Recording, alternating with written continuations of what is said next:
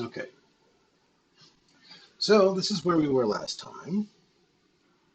Did a spider pumpkin, a spunkin, spooky. Oh,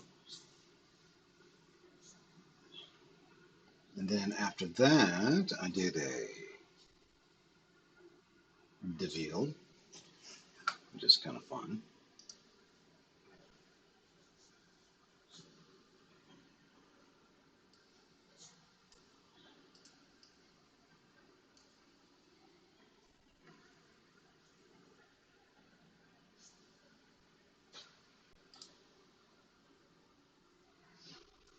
And I was trying to use all these brushes from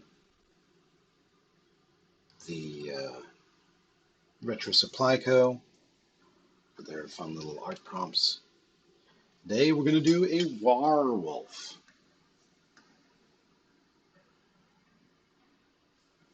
A werewolf. Probably not a sexy werewolf, so sorry about that. But then again, aren't all werewolves super duper sexy? Right, guys? Okay, go ahead and fill in all my awesome retro colors. Do. Um, do, do, do. Change my little. Actually, you know what? Let me revert this real fast. Because I don't want to delete my own little bounding box. Delete that. That'd be good. Werewolf? Their wolf. Their castle. Why are you talking that way? Thought you wanted to. I don't want to talk that way. Sorry, Zemi. You probably just wanted a fun little normal stream without tons and tons of terrible puns. But you know what? This is what you this is what you come for. This is the content that we should all expect from me. Okay, so we're going to do a bunch of masks. Actually, you know what? Let me see if can I change this to. Yeah, I can. I'm just going to go ahead and plug this in. This looks like there's some masking issues. Same thing here.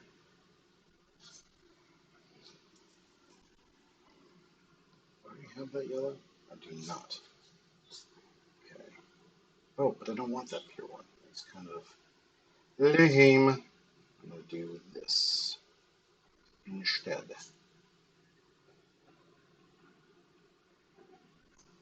There we go. I'm going to pick my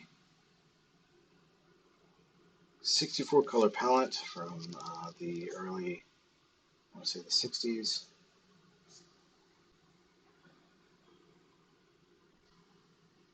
Looks pretty good so far. We're all here for the puns.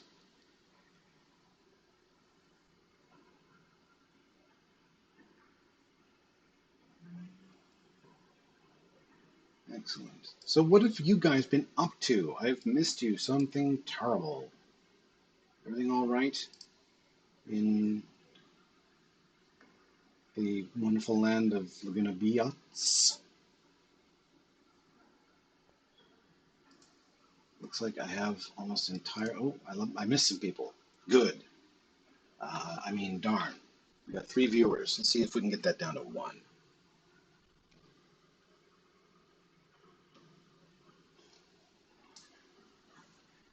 Um, any wacky stuff going on here. Let's see here. Oh yeah, that's right. So these are the.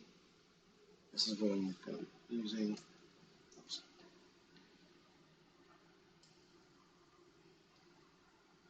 I'm going to try and see if I can move this over a bit. There we go, so we can all see what we're doing. Then I'll start doodling. Now, I've sort of been on a, like I said before, kind of a fun retro kick lately. and I'm thinking something along the lines of a um, American Werewolf in London type thing.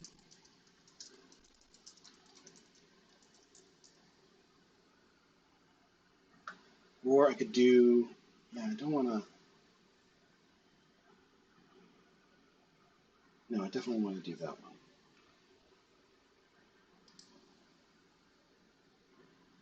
So something,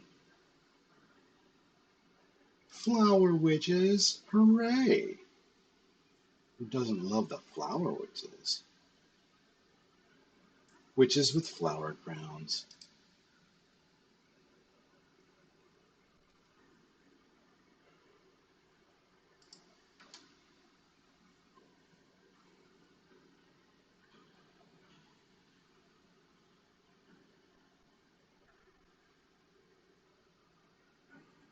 Top quality. Top quality flower witches. I expect nothing less from the finest. I need your strongest flower witches going into battle. I need your strongest flower witches.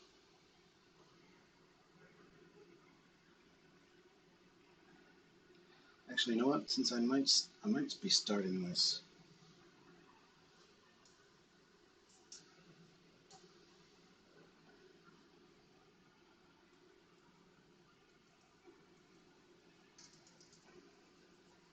Symmetrically. Let me start with that. So the my I do love me some American Werewolf in London.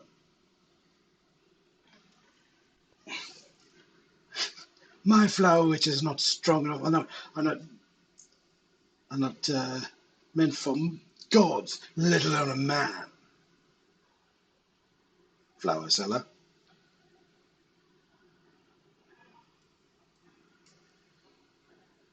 enough of your games. I'm going into battle with your strongest flower witches. Show of hands, who has not seen American Werewolf in London?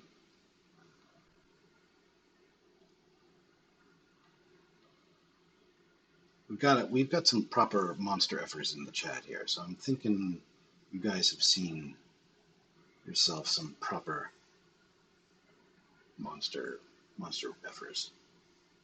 Monster effing. What? So disappointed. If this were my class, I would be like, I would have a small petty mall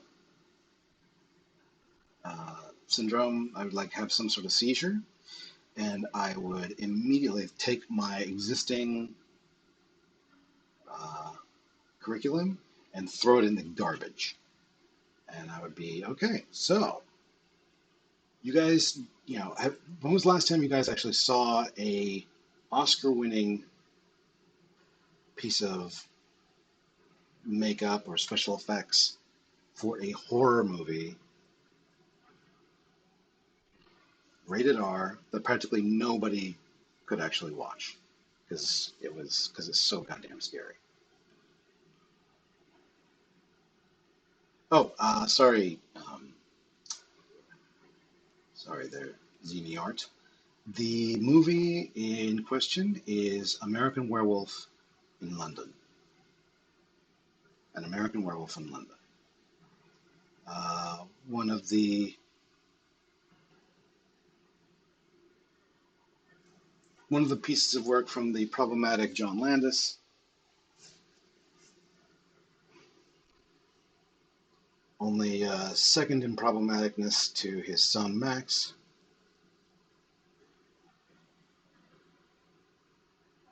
who gave us that wonderful Netflix film Bright, um, as a, as well as whatever that other one. Oh yeah, MK Ultra, friggin' Jesse Eisenberg.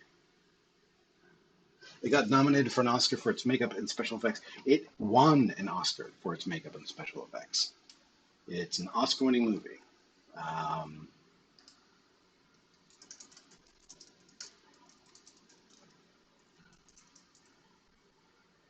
yeah.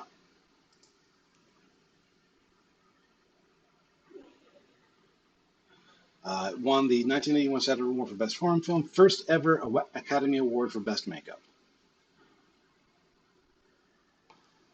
There was a sequel in 1997 that was entirely CGI for the most part. We tend not to talk about it.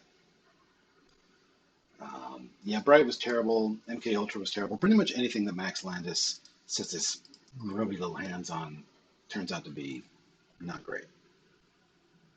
And like, oh, that's right. They're making a Bright, not a Bright video game. It's an animated series for Netflix. Because what are they? I mean, what else are they gonna do, right?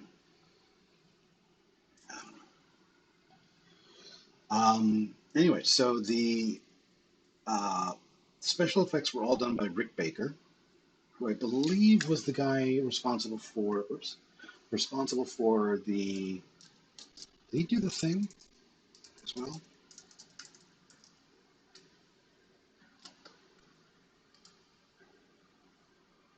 What else did he work on?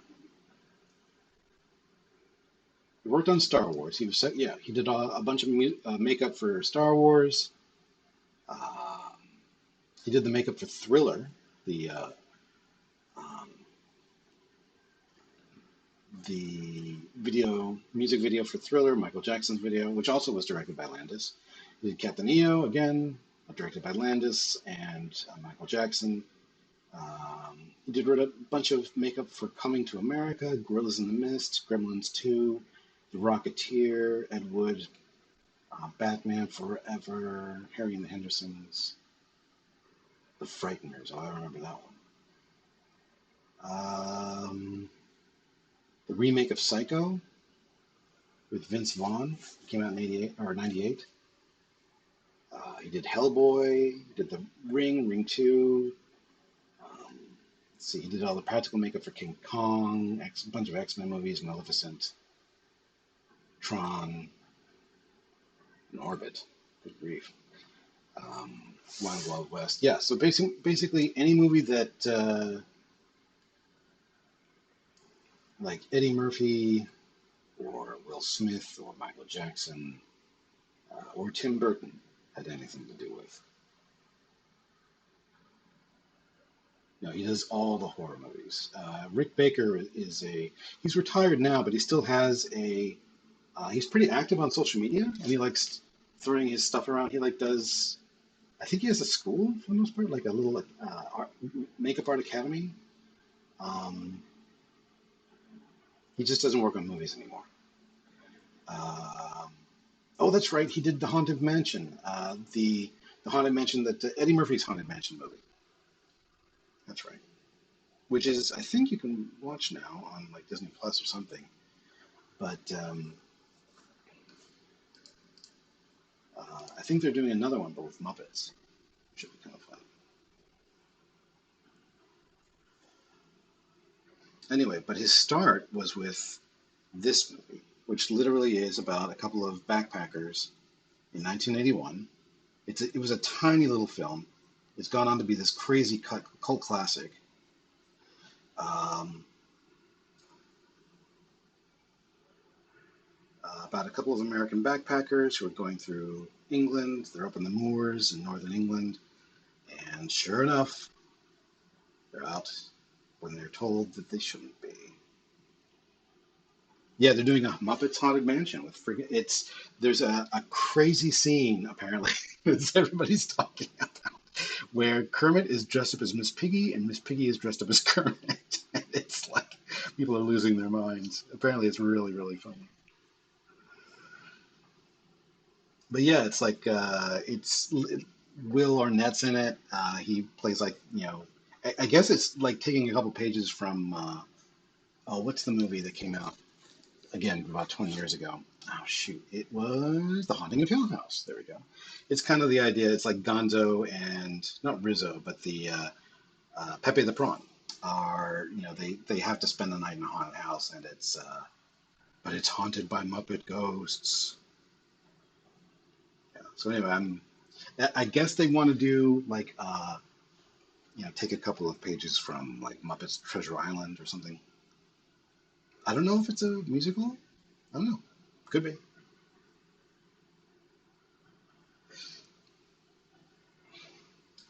Anywho, yeah, Rick Baker,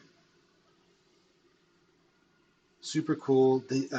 There's a scene in American Werewolf in London that changed makeup effects forever. It's the scene where he's stuck in a London flat. He's promised his lady friend that he's not going to go anywhere because he knows he's a werewolf, and he undergoes his transformation, and it holds nothing back. And it was made, mind you, 40 years ago, and it friggin' to this day shakes people up. Everything in it, of course, is all makeup, practical stuff, bladders inflating, things stretching, latex, and it just looks so freaking amazing. It's unnerving. There you can hear the sound of bones snapping and ligaments stretching. His voice becoming more guttural as he undergoes the transformation. The whole thing takes like 2 minutes, but it's a lot of work that they make these the prosthetics do in 2 minutes. You can totally see that Rick Baker earned that Oscar of his.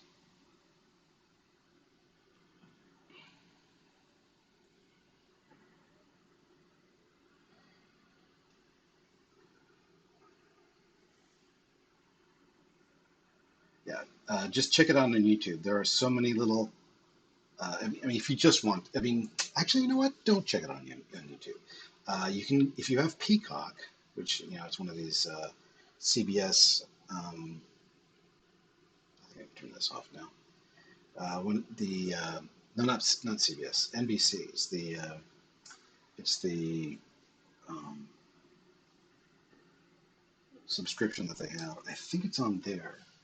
And if you haven't seen it, it'd be totally worth it. Check it out. So that's my drawing layer. I'm gonna try and keep this as simple as I can. What do you think, guys? Is it spooky enough? Pretty spooky? Yeah. It's all symmetrical. Ooh, if you've got Peacock, maybe we can put it onto. I don't know. We can put it on one of the do a movie night on the old um, Discord or something. I'd love to watch it with you guys. I haven't seen it in ages, but it's worth it.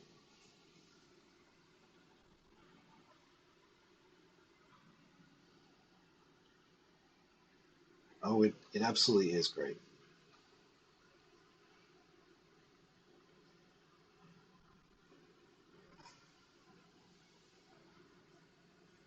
It's there are some parts of it that are like a weird fever dream because of all the changes that his body's going through and stuff like that. He starts seeing, the ghosts of people that he's murdered.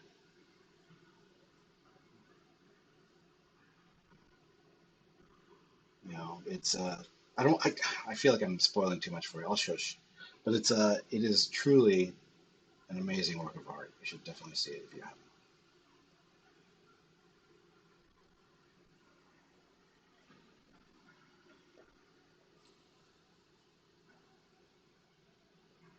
Thanks for checking out my spoopy wolf.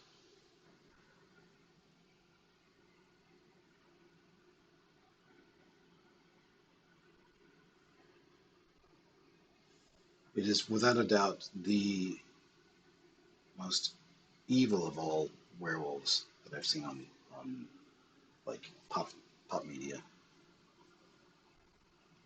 They spent a lot of time designing this thing so that they could translate it. And it's got some really clever, fun little uh, Easter eggs for those of you that are into cult horror movies.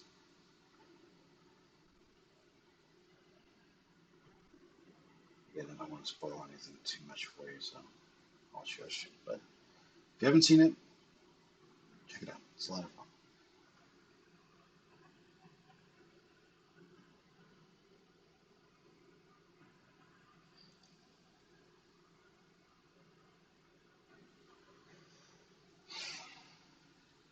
All right, so I'm going to try and see. This looks it.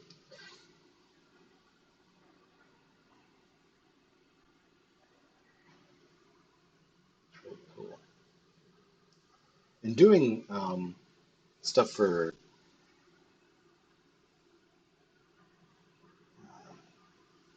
these little art prompts, I love doing research on top of this, and it's so much fun. Thanks, everybody. I really appreciate it. It's a lot of fun. Now, what are you guys up to? I feel like I've been very dominant in this little conversation. Everybody doing okay? I miss you guys something awful, but I don't want to make it seem like I'm being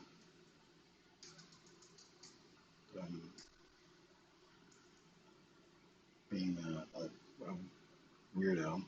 How's school treating you guys? You guys doing okay?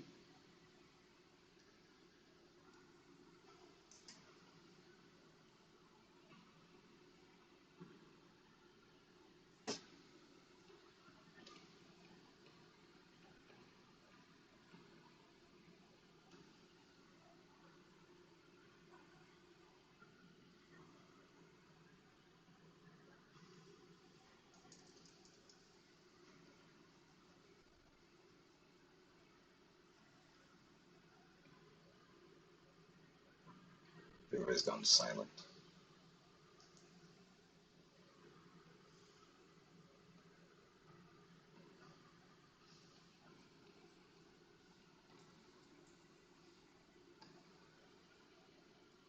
That's sculpting, baby.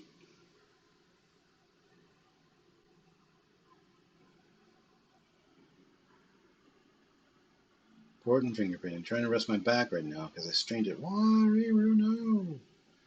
Planning on trying to open up some commissions this month. Nice, nice, nice. Good, good, good. Yes, do start streaming. I feel like my experience here has been really wonderful. So I hope if you do the same, you'll also find other people and encourage them to stream as well.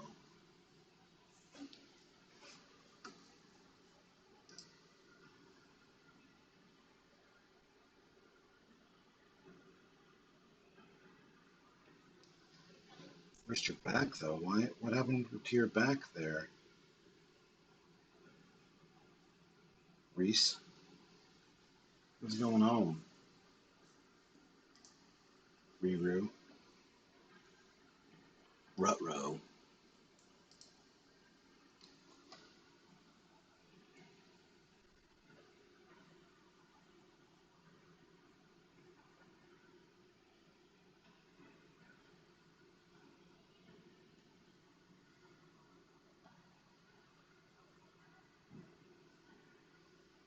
Turn on my symmetry again. Why? Because I'm a filthy cheat. That's why.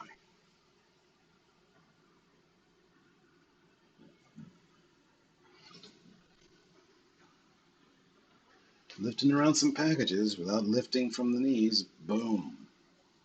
That'll do it.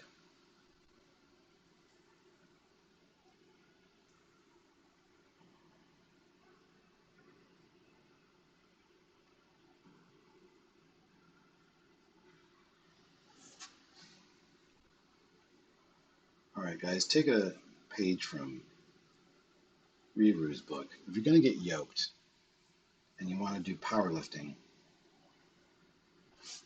get shredded from the legs up. Get yoked from the knees.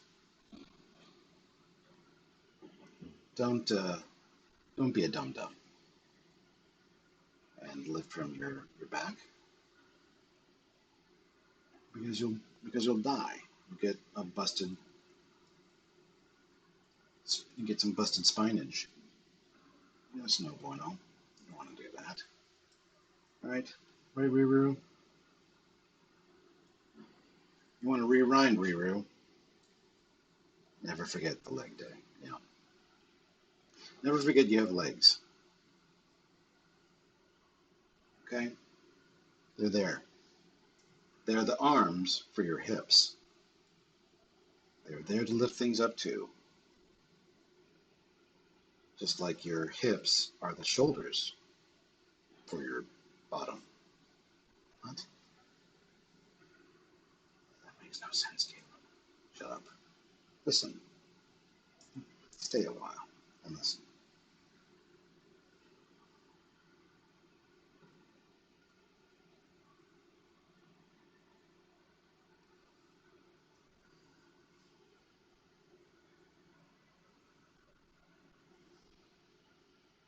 Oh, posture check. Oh, crack. Crackety crack, crack, crack.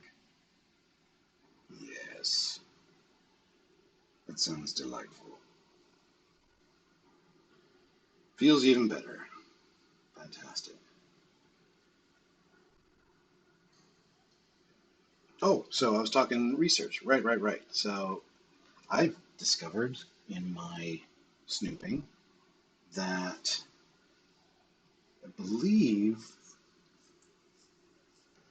the earliest mention of a werewolf is in the epic poem of Gilgamesh, where Gilgamesh has an ex-lover, and he's like, I don't know if I want to date this lady. And everybody's like, why not? She's beautiful. He's like, yeah, but she turned a former lover of hers into a wolf, and that's no bueno. Deal breaker.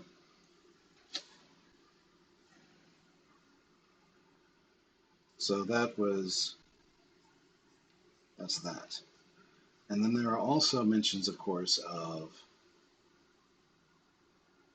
lycanthropes in Greek mythology.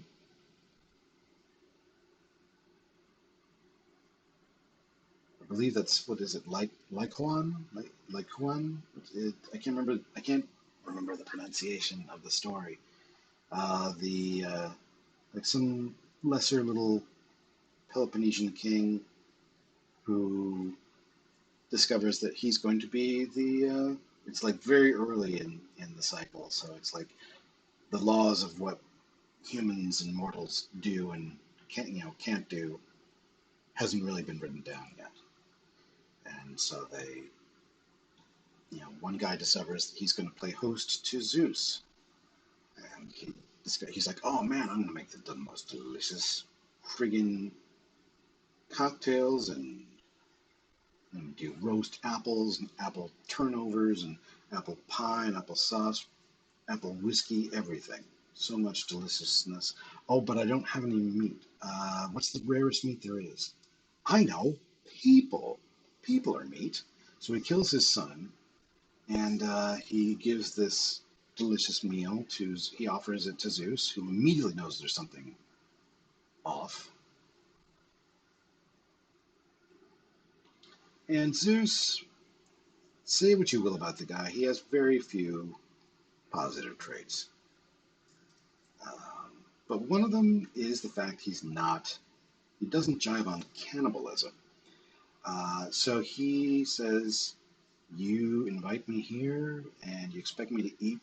Who is this again? They're like, oh yeah, that's my son. You want me to eat your son? Yeah, that's freaking awful. No, I'm not going to do that. That's one of the big rules. And they're like, well, how am I supposed to know that? He's like, what do you mean you're not supposed to know that? This is your kid. Don't kill your kid and then eat him. And he says the magic word. It's like humans don't do this. And immediately, like, the spell is cast, the die is cast, and like Cohen and his remaining sons are immediately sort of like hovering in limbo. They're trying to, and the guy and Zeus is like, yeah, you're beasts. It's something that beasts would do. You're a wolf. And poof, they're wolves. turn into wolves. First, and Lycoan is where we get lycanthrope. That's where we get people who turn into beasts. And he says, as part of the curse, you will always be shunned. You can never be part of. Whenever men find you, they will hunt you down. Very sort of Watership Down. Very, very Greek. Yeah, Greek mythology never change. Yeah, good stuff.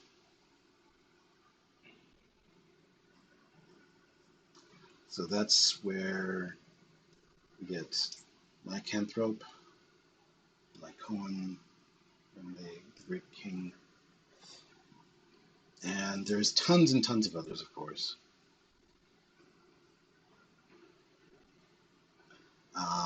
Tolkien mentions werewolves and vampires in the Silmarillion. Not in Lord of the Rings, but we might be seeing something like those in the the Amazon series.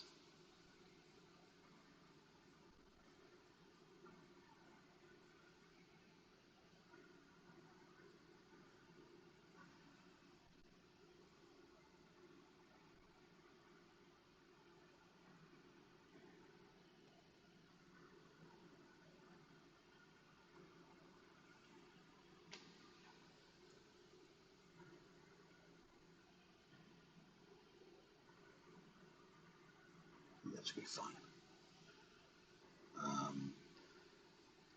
I know it'll probably be. I know the series was meant to start during the time of the trees, so that'll be kind of interesting. That's like the old magic in terms of Tolkien, because there's not even a sun or a moon yet at that time.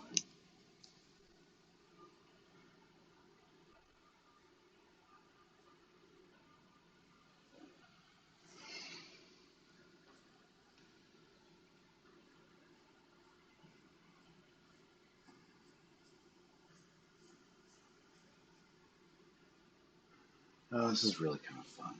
This is really nice. Hope you guys are enjoying this.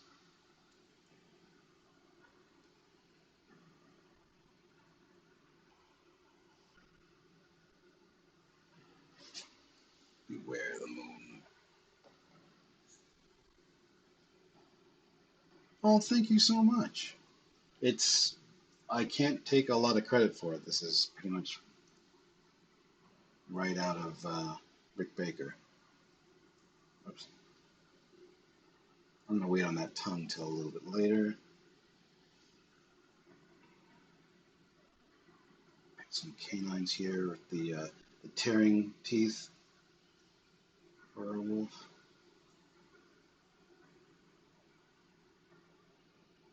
Not canines, they're what do you call them, bicuspids. They grab with their front teeth and then they chew off bits. I can't remember what they're called with the side teeth. Smilodons did the same thing. Um, the lions as well do that. Thanks, you guys. Oh, you guys are amazing. Very sweet. Really appreciate it. Appreciate you guys. I'm worried that I'm making it look too bat-like, but it's not. It's one of the least wolfen werewolves out there. Ironically, it's with all the stuff going on with it. They do a lot of crazy stuff. Here, I'm gonna turn this back on real fast. Um, with this guy, they really wanted it to look demonic for the movie, like he's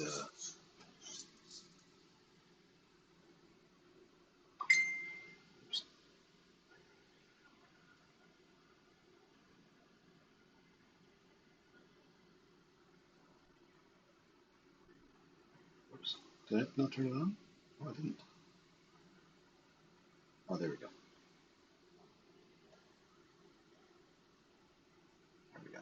Yeah, so it's got these big shadowy eyes.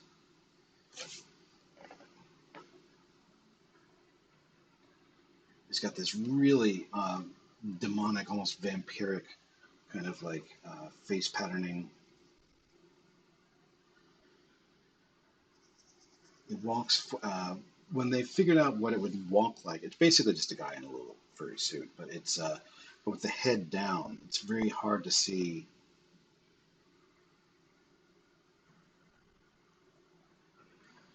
It's got these big weighty hands, the paws. It's really cool. Did a lot of really cool work on it. There we go. That's better.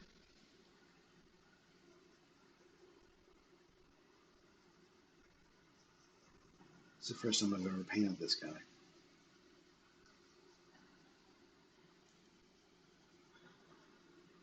But I sure did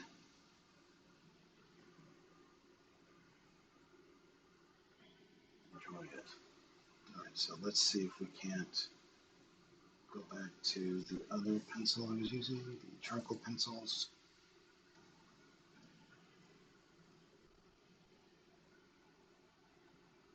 I'll do another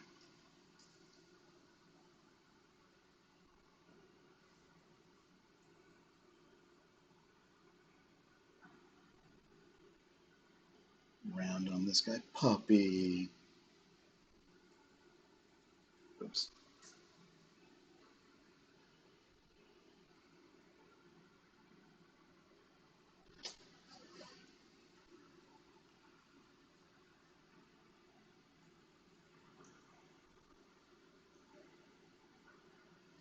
Yeah, but they go, oh man, this, I really hope I'm doing a good job on this.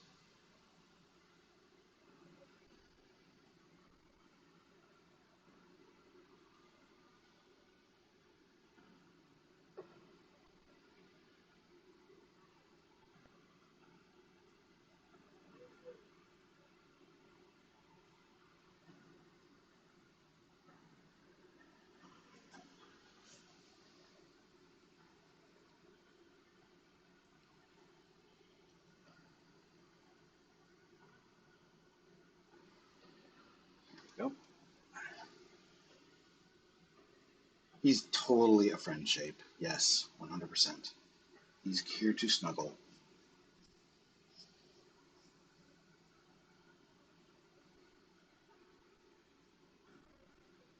He's my baby dog, your baby dog, whatever meme get, however it goes. That's my baby dog. That's my baby. Yeah, that thing. You know what I'm talking about.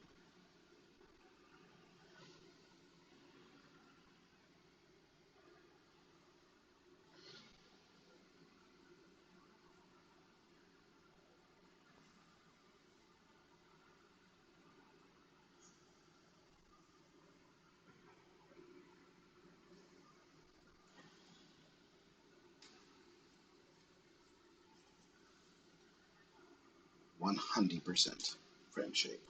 Yes.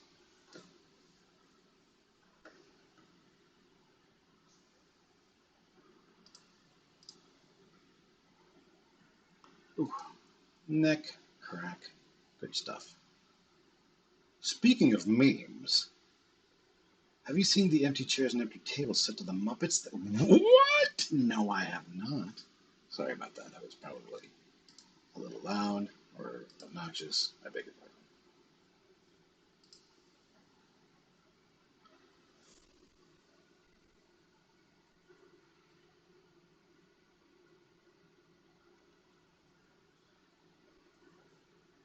'Empty chairs and empty. No, that's not the way to go.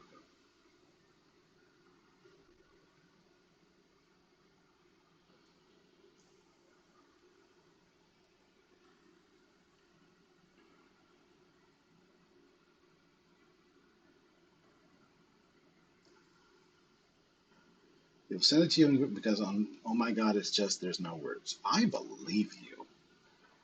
How could there be words? What even are they?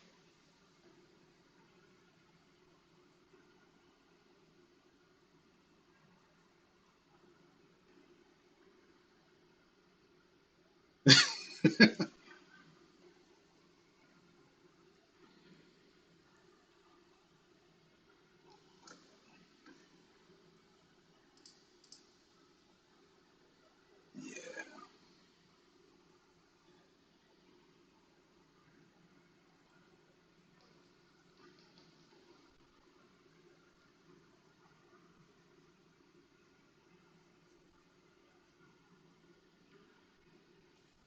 TYYW.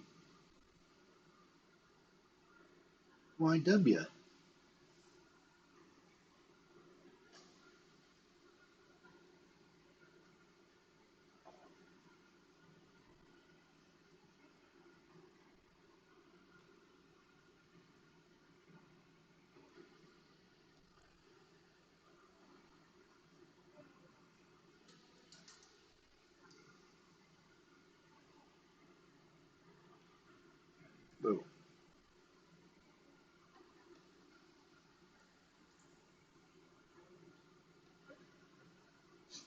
The hell is that? Oh, no, that's going to be like a good splatter maybe at the end. Just, I'll do that then.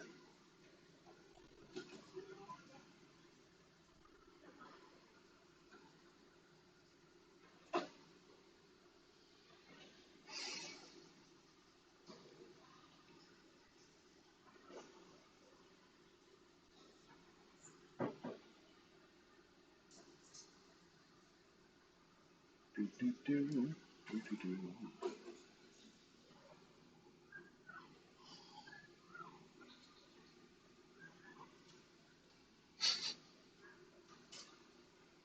Anybody hear my birds in the back?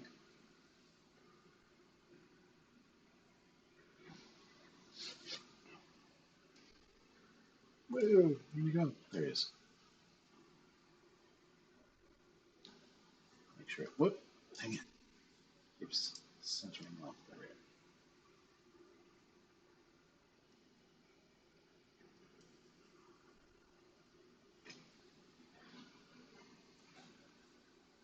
The occasional chirp. Do the does the sound come through this okay? I'm just using my headset. So I was a little not concerned, but just wanting to make sure everybody's hearing this okay and having a fun time. Whoa, whoa, whoa.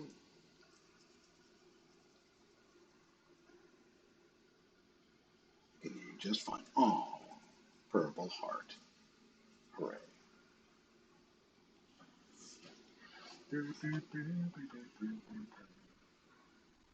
I got that damn song in my head. Thanks so much for that, Erica. I appreciate it.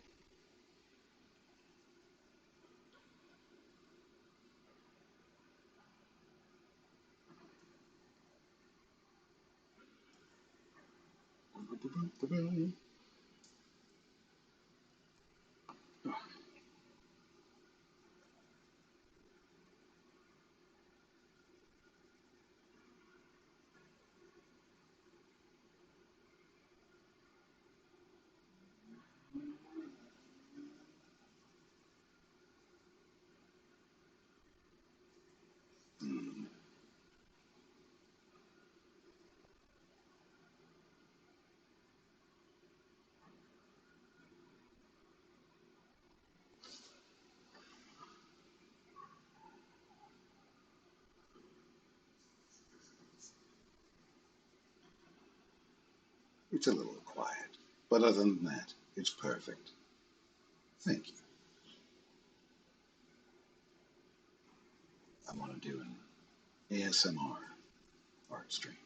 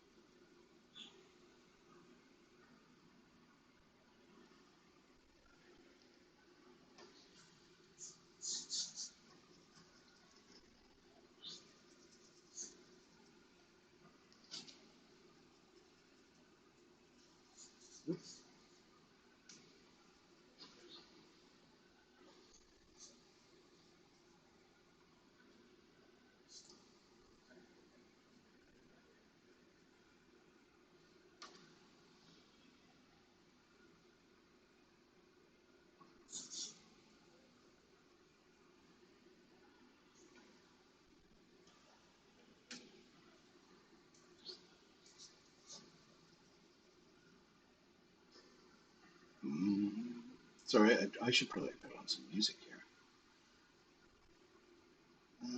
Give me 2 seconds. I'll stop this for a moment. Here, back. There we go.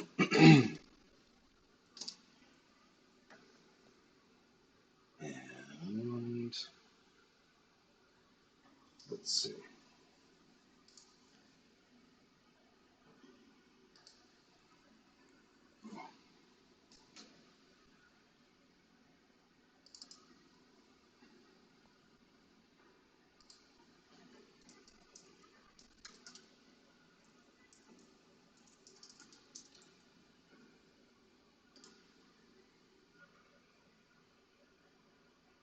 Nope. Posture check. Thanks, Whale Watcher 009.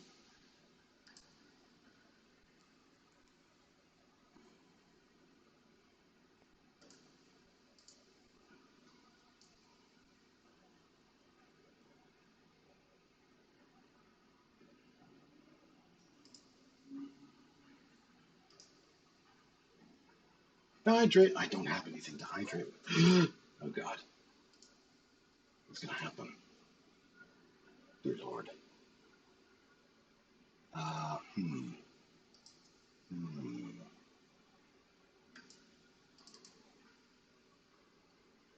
Shoot. I need to go grab something to drink. Uh,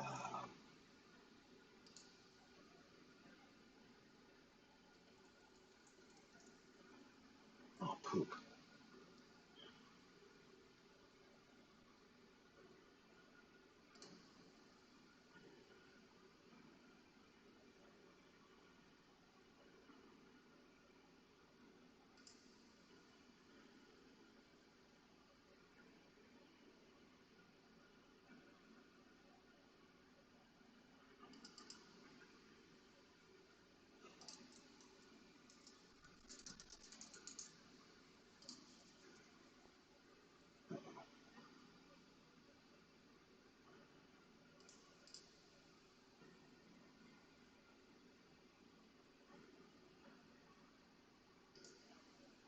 Hmm.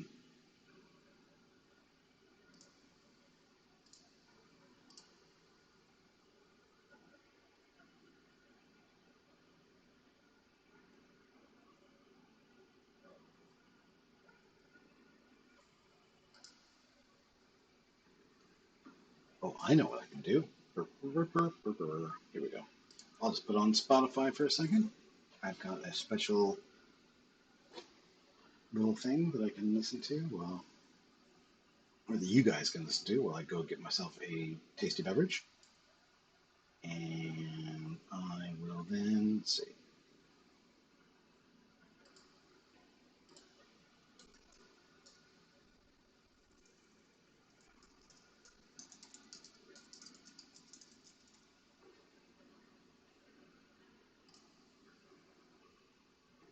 Hopefully this will be sort of mellow enough. Retro wave.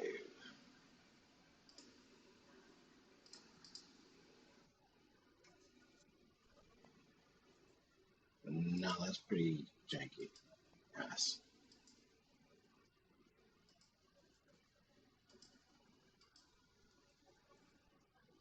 Thank you. That was kind of scary.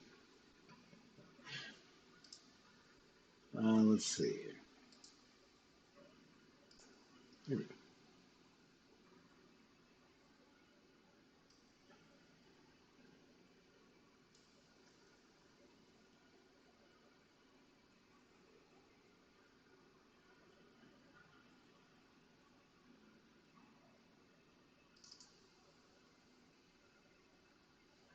I can't seem to play Spotify very well on this, so I'm going to use this instead. Let's see how it works.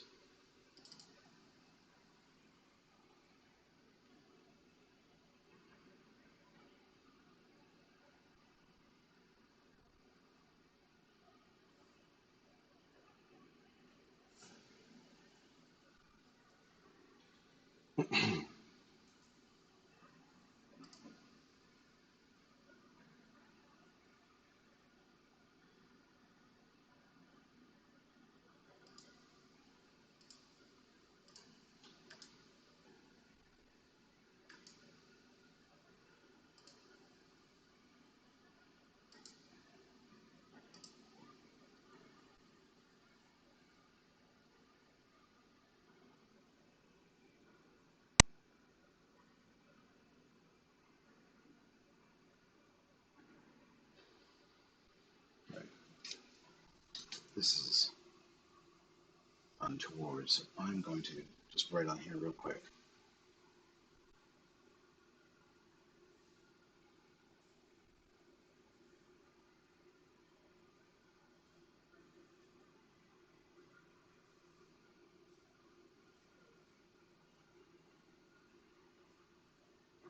There we go.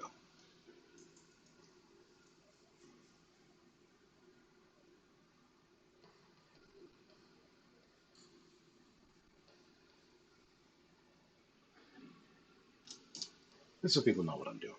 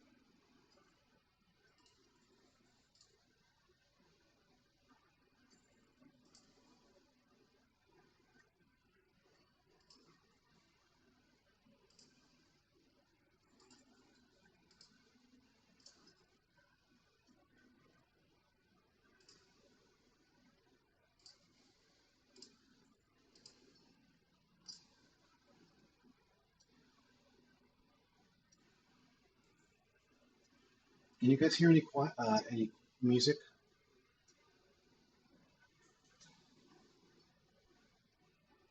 I'm guessing not. No. Wah.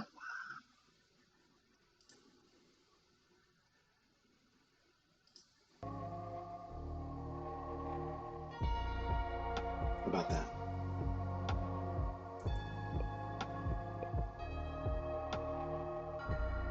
Sorry, I'm still learning this. No, it's embarrassing. I'm sorry. Oh, there it be. Can you hear it now? Oh, excellent. It should just be some sort of mellow beep boop.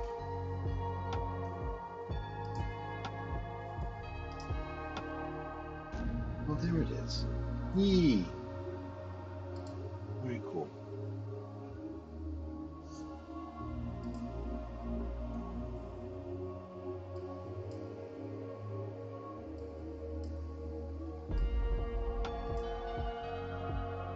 No, it's okay.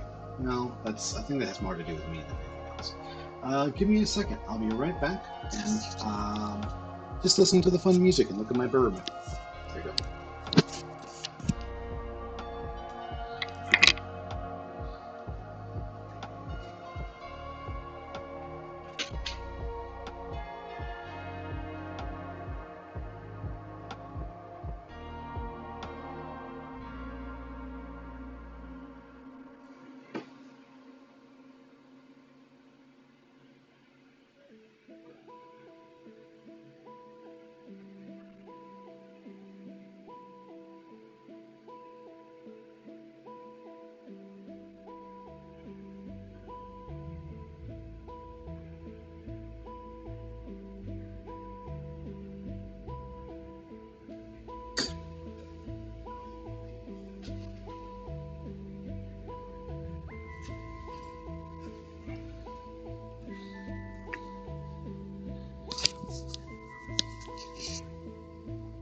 And we're back.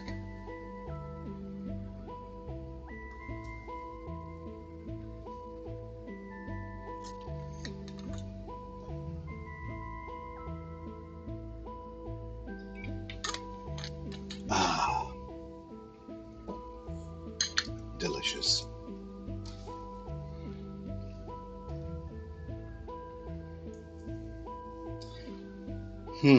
So I'm starting to think of what other things I can do with this fun stream. You guys have any thoughts? Could do story time. Story time. We could read spooky stuff.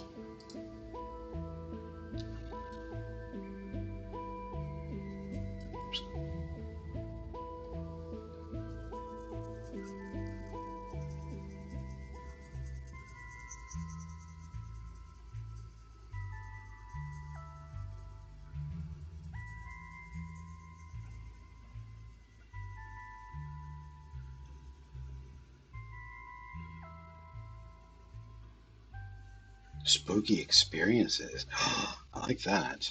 Actually, there's an LCAT alum named Jennifer Calabro. You guys probably may have met her sister, Jessica, who came to LCAD a little while ago. I think she's graduated. And it's a vibe. Oh, thank you.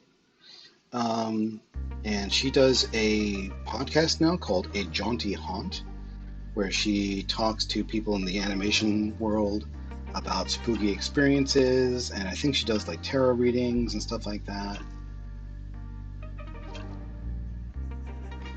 I mean, it's not too spooky. It's more like spoopy, but it's like this is her jam. So I think it'd be kind of fun.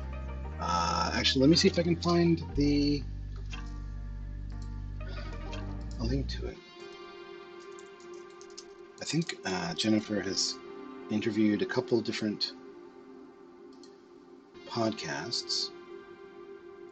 A couple different people. Oh, she's spoken to Brie Paulson, who just came out with a new book called Garlic. Worthy Kids, or Ian Worthington. Nicole Rodriguez, who's a giant nerd when it comes to Beetlejuice. Storyboard revisionists, storyboard artists, Joth McKenzie, Betsy Bauer,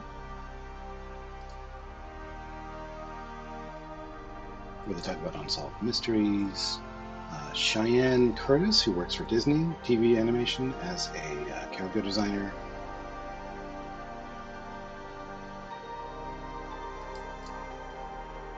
Here, I'm just going to grab it real fast and grab the URL and pop it into the chat here. Boom.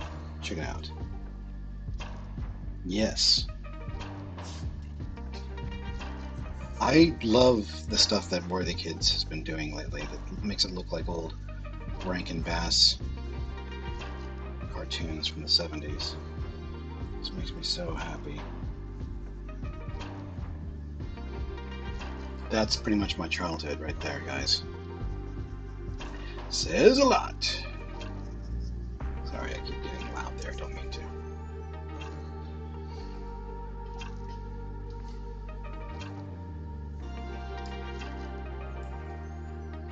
Real Monsters with Violaine V. Briot. I don't know who that is.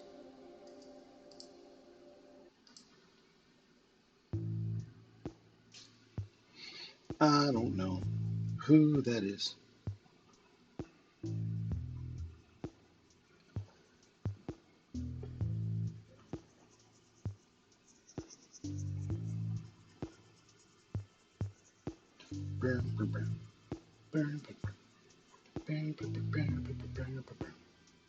Oh god. Freaking all it takes is Marifer being like somewhere in the proximity and suddenly I got friggin'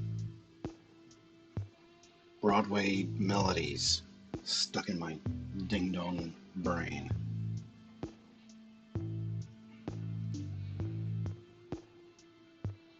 Why is that? Because they're a plague. That's why. I'm just kidding, you're not a plague. Wait a minute, are you? No. No, you're not. No. You're like, that's cool, I can be a plague.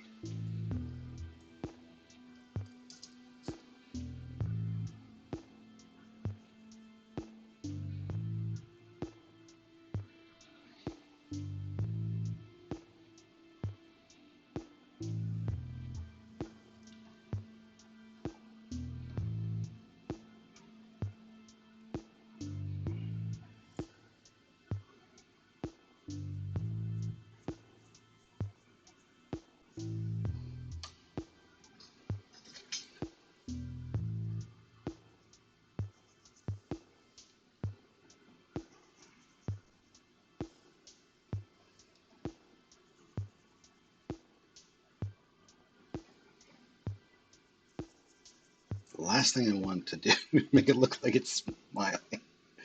It's not meant to be a smiler.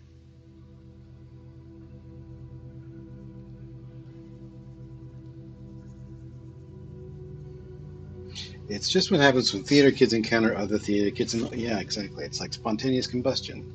Nothing anybody can really do anything about. It's just what happens.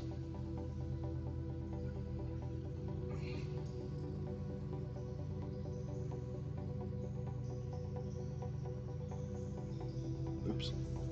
Oh, that's right. I was using the wrong one.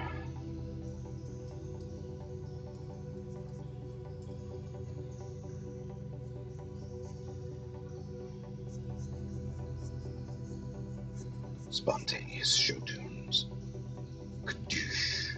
Spontaneous. Destruction.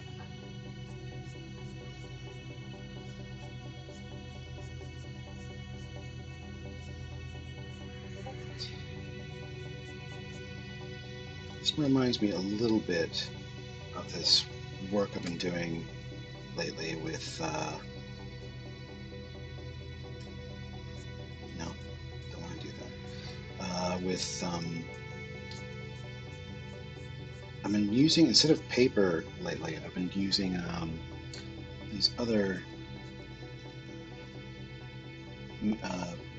services like pastel paper, something that has a tooth to it. And it's suddenly, the hardest pencil becomes super duper soft and lays down a tremendous charge of graphite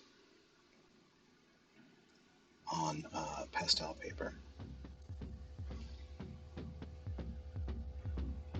Especially the sanded pastel paper, like the one that comes with like 200 or 300 tooth on it. I think the one I have is very, very fine, like 800 or something. It's very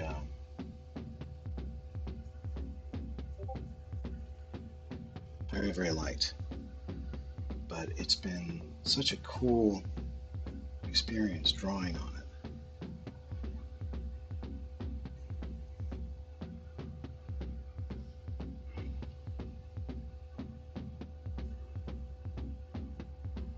immediately it becomes much more sculptural in terms of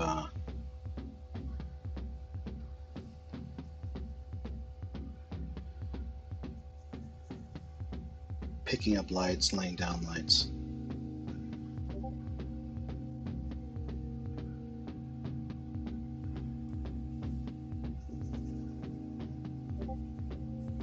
When I get a chance, I'm going to, the next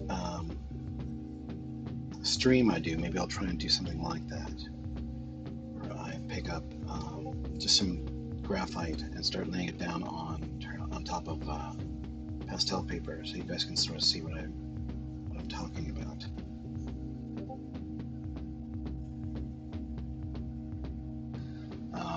There's an arter. Their name is Adrian Smith, I think, and that's how they tend to work. And I think that's where I got it. They're contemporary. They do a lot of fantasy stuff. They do a lot of, you know, ghosts and goblins and other assorted nerdery. But it's mainly about using a surface that's very rough compared to paper and laying down some really, really cool fun effects with it.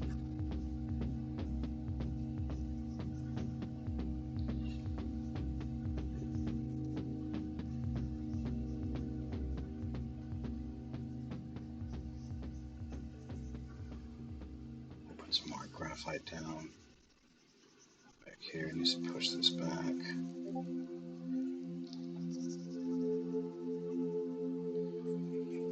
Everybody's still vibing, everybody's still doing okay.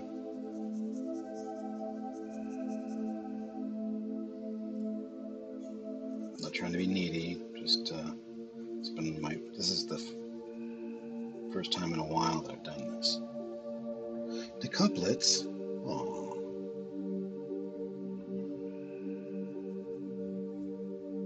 welcome back everybody.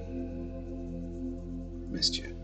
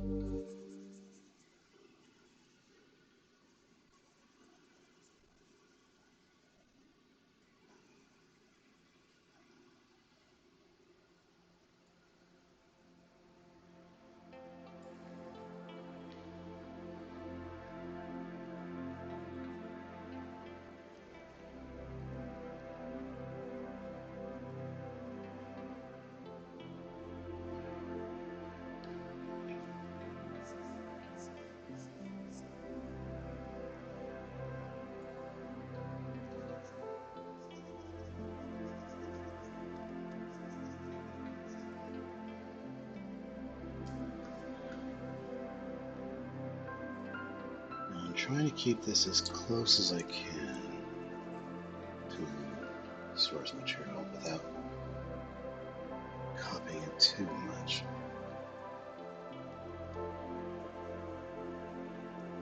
But like I said before, the Werewolf in American Werewolf in London has this very distinct,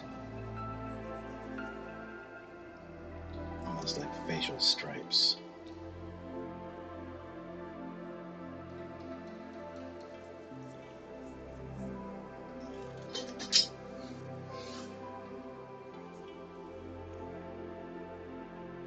Come back here in a minute.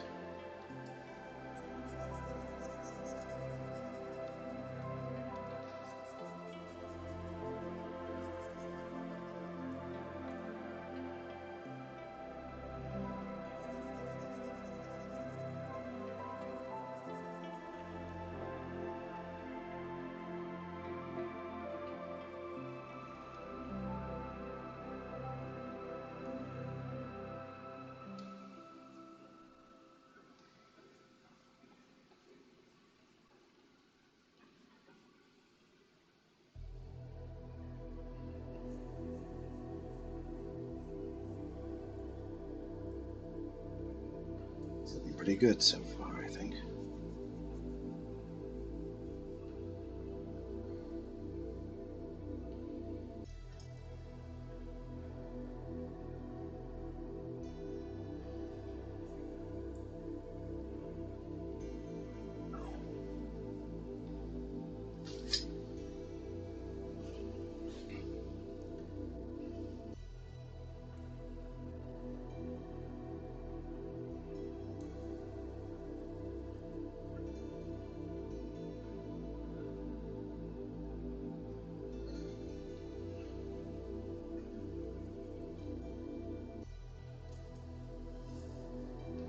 This out for a second.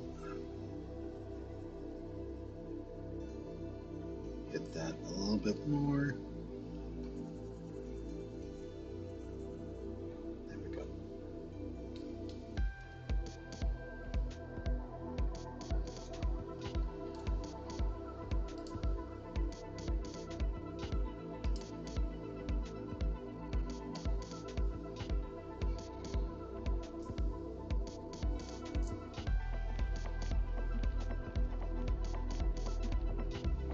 Alright, going back in, starting to work in a little bit more detail.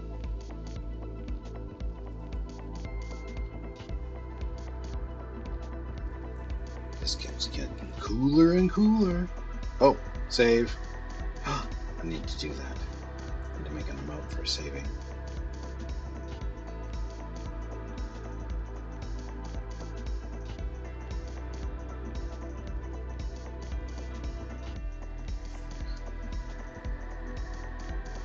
How to get started with pitching to executives about ideas. I imagine you'd have to go hire an agent to do that, but is that right? I did do that thing with Disney. No, I did not need an agent. You don't need an agent to do pitching. Sometimes you need an agent to get through the door, but you don't necessarily have to do it with, you don't necessarily need an agent if you're going to do pitching. It depends on, well, it depends on where you're going, for one thing. On who knows you, it depends on what it is you're pitching. Some places will not take a risk on you. Some places don't want to get anything.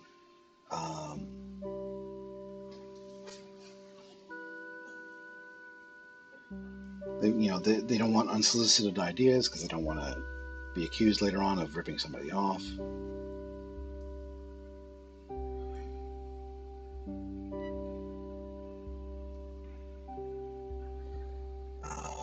Werewolf! Werewolf. Yeah, we already did that. I'm sorry.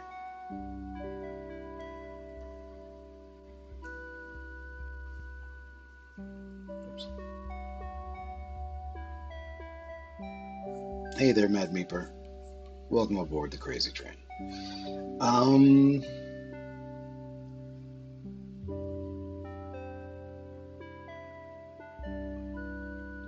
The way I did it was I actually knew somebody who worked in the building.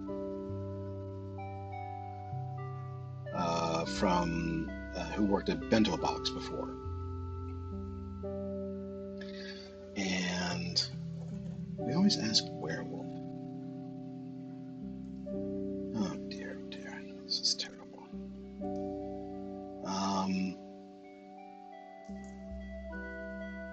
Good grief. Anybody who's just popping into the stream now, I apologize.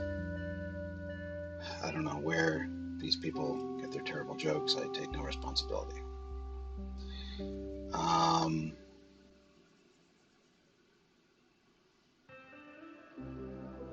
No, I know it's you, Ash.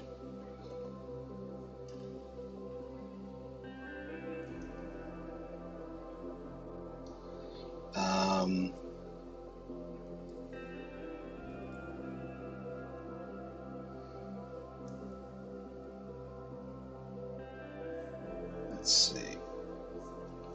If you're looking for, Larissa just did this big thing for OC Art Studios on pitching.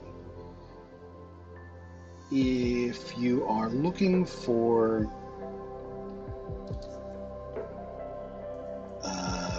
a show, which is what I was doing at the time, then you need to pitch to an animation company, something like that. But if you're not, if you want to do something that's more a graphic novel, then you need to get you don't necessarily need to have an agent, but if you don't know somebody who works in publication, then yeah, it makes things a lot easier. Because then they can do the work for you. They can find people who want to see your pitches. And they can sort of like shake out the ones that don't mind getting solicitation.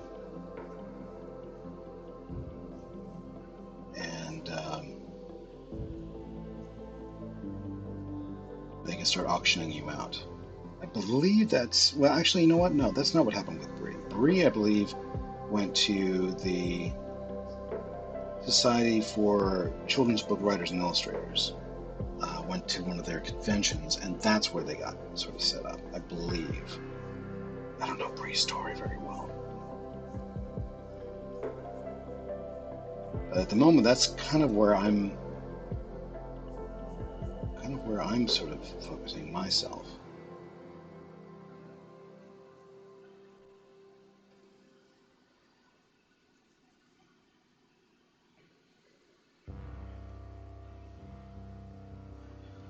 You always thought you'd have to go through a publisher like Scholastic or First Second. Yeah.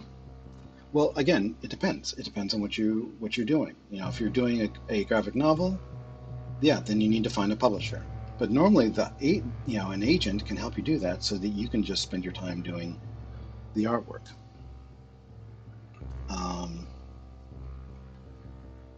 You can do the important thing, and they can, spend their time doing the chasing down leads and what have you. But if you actually know somebody already, that you've met at a convention, or that you're just, that you've convinced that you're a cool person, then you've already done that bit.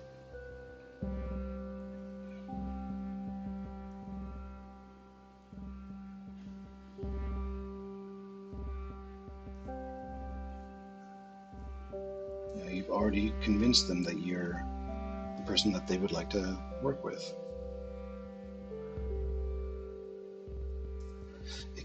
It can be very scary, but you just need to know what people are looking for, what parts of things they're looking for. I don't want to make this werewolf look like a raccoon.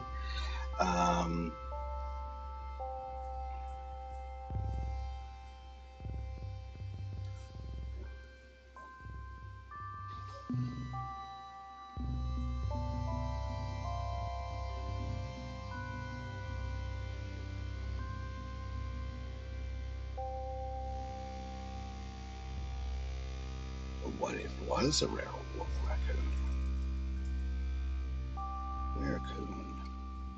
Their coon.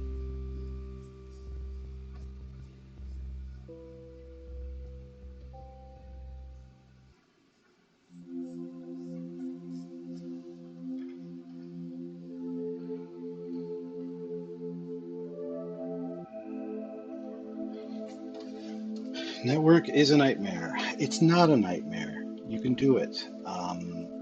In fact, at the moment, it's becoming, it's tricky, especially now, because everybody's sort of, everybody's in a different place when it comes to, what's safe and what isn't. So just, if I can, suggest where you might go to find people is, try and find a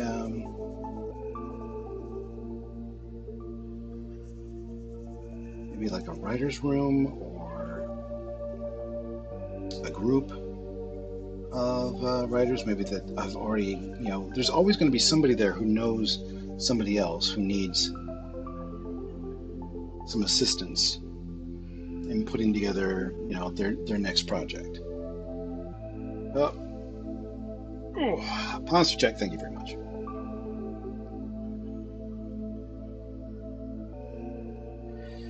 Yeah, it is 100%. Yeah, well, 100%, 90% making friends. That makes no sense.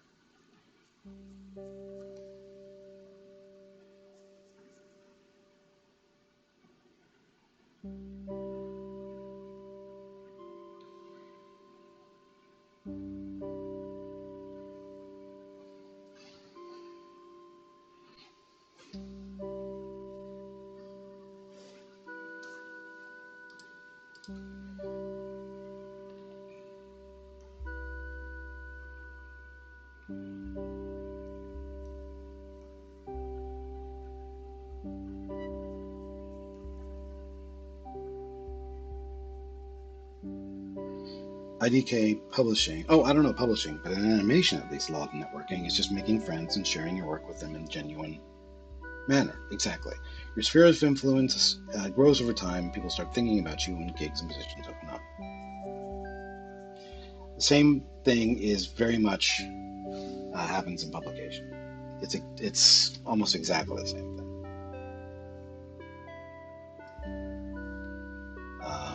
Bree should really be here.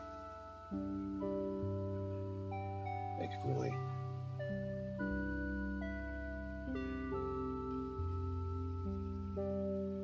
be helpful in this regard.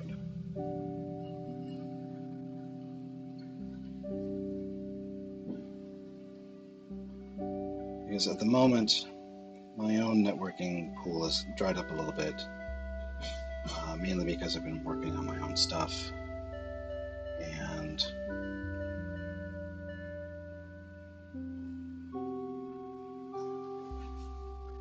just doing other stuff, just, doing other things. Games and what have you. Riverbase, hello! Welcome aboard.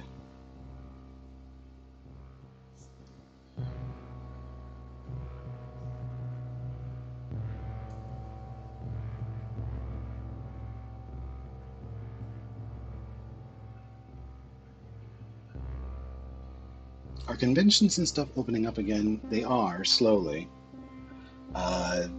In order to go to the one in New York, I believe, for example, you had to have your passport or some sort of proof that you were vaccinated.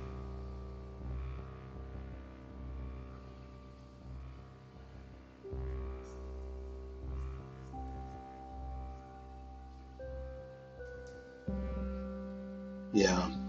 Well, social media has been going through some crazy stuff lately. Facebook getting hacked, Twitch getting hacked.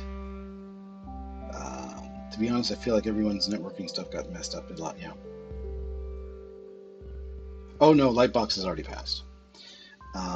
It was still good though.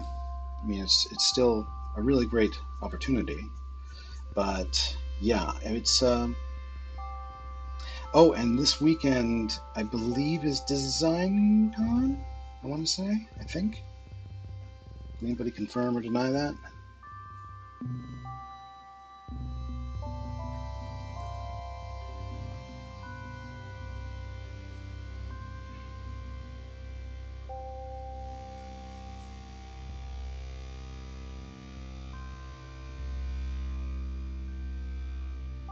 Yeah, 100% missed it. It was very good. It was very much the same as last year. It, but it's. I think they're trying to. I don't know. They're trying to figure out ways to get people connected through it. It's hard, but it is definitely useful. If you, the thing that I found out about Lightbox is that if you like something, thank the person that showed you the thing you like, and odds are they'll reach back to you saying, "Oh, thank you. This is a lot harder than I thought. I really appreciate that." And especially in times like this, they will super duper appreciate it. No, DesignerCon is November 12th. Oh, okay, I see, I see. I must be thinking of something else.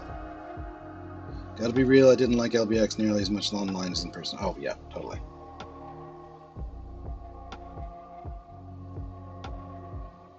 Online conventions make me, oops, more anxiety than, than, than it really? Oh, wow.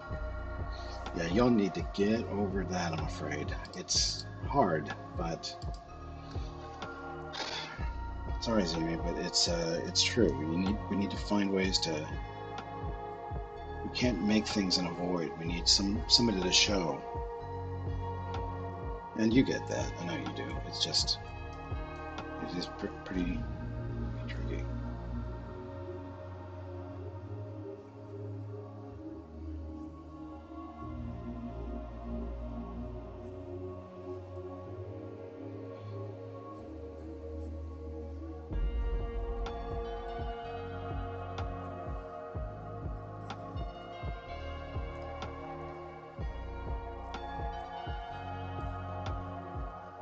My anxiety cleared up a lot after. Yeah.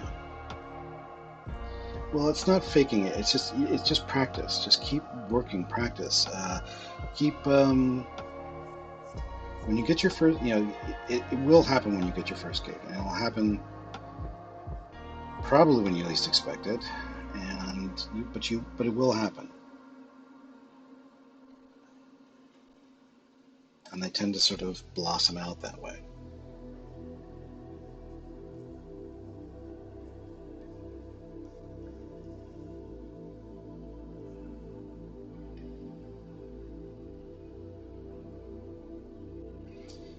You can't. Well, what you want to do is you want to find a target-rich environment. You want to find a place where art directors tend to go, where people look for people like you. This is actually a pretty good place to sort of chat with people, as I've discovered. Art Twitch is very, you know, focused on positivity and helping.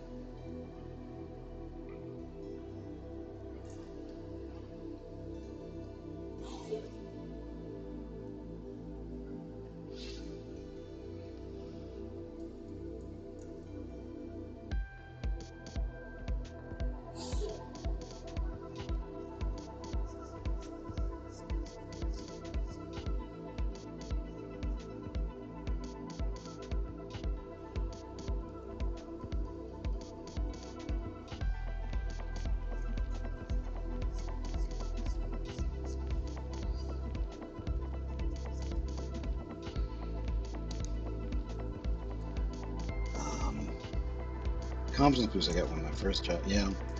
Well, suddenly you realize that you don't have to be codependent on everybody else doing their thing. You can live through your own achievements. It's it's it's really really cool, um, and it's completely possible.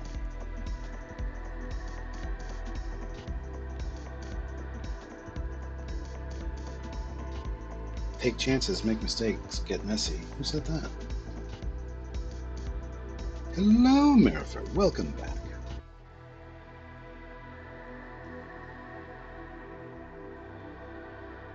Oh, there you go.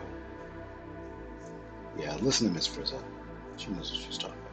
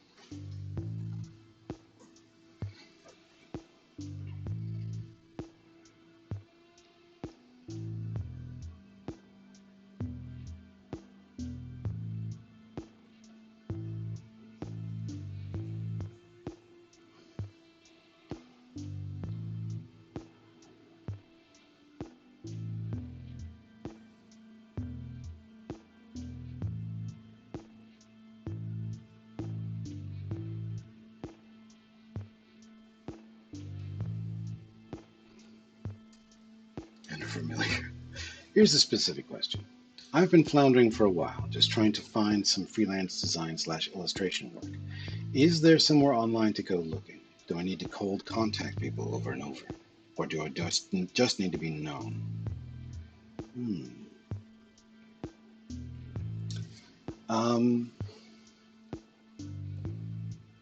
What kind of illustration work are you looking for?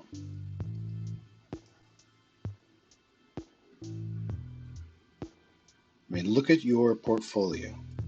What does it, what does it say that you, I mean, what kind of work using your portfolio would you say is your dream job? What are you gearing towards? What are you aiming for?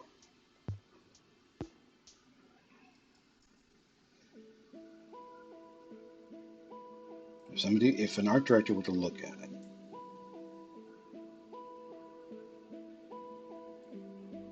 and go, I know the person who would definitely want to see this, who do you think that person would be?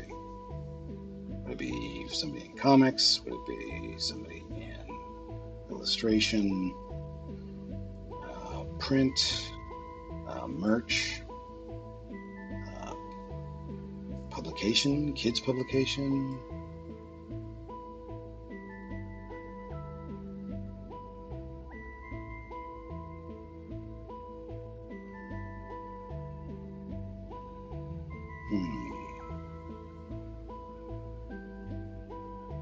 Sorry, Riri, it's been a while since I've seen your portfolio. I need to reassociate myself with it.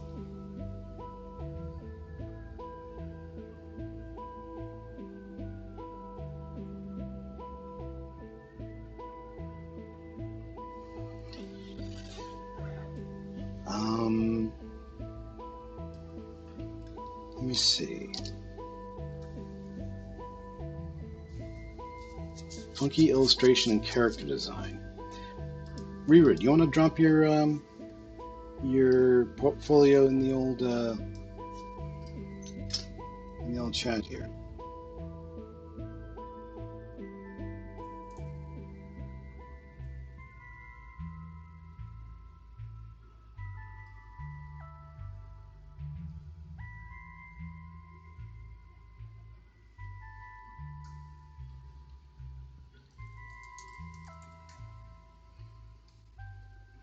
There we go.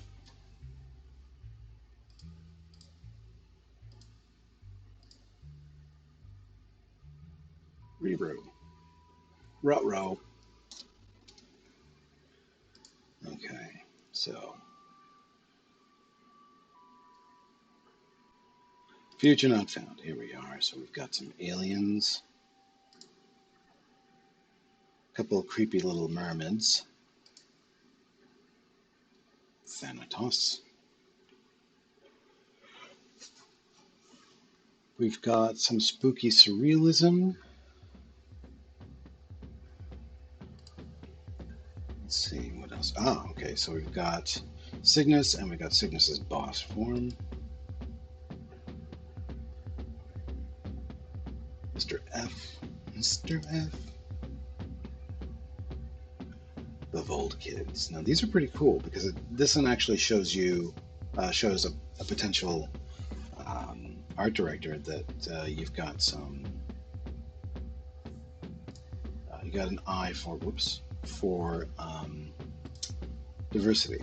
You can play around with things. Okay, and now we've got your future not found designers. You got your truck render, you've got your poster, you got props and characters. I think you might need to do a proper character turnaround. You do have Wander, but well, actually, maybe if you did a couple more turnarounds in the exact same way, so that people who looked at it would be able to tell, okay, they've got, they can provide our other artists with tools, communication tools. That interior is looking really, really good. I love that. It does look a little. I love the scope that we're looking down onto a city. I do think the buildings could use a little bit of their own character design themselves. Like make some of them, if it's meant to be dystopian, just a big rectangle isn't going to be enough to sort of show us exactly how dystopian. Make some of them pyramids. Make some of them have. I mean, look at some of the backgrounds from like Batman Beyond. Have some of them leaning, or have some of them like, I mean, leaning as in like a parallelogram or a rhombus, things like that. Just things to sort of stand out. The illustration one looks okay, but I do think it needs a little bit more in terms of the diversity that the other ones do. Does that make sense? The I think it just needs to. I think you need a little bit more. I don't think you have enough in here. I think it's a little spare. You might need to uh, show some other bits in here because you've got a project for Future Not Found, and that's great. But you need to have more characters, different characters, young, old, poor, rich, um, short, round, tall, lanky. Stretch your muscles, see what you can do. Let me see if Larissa's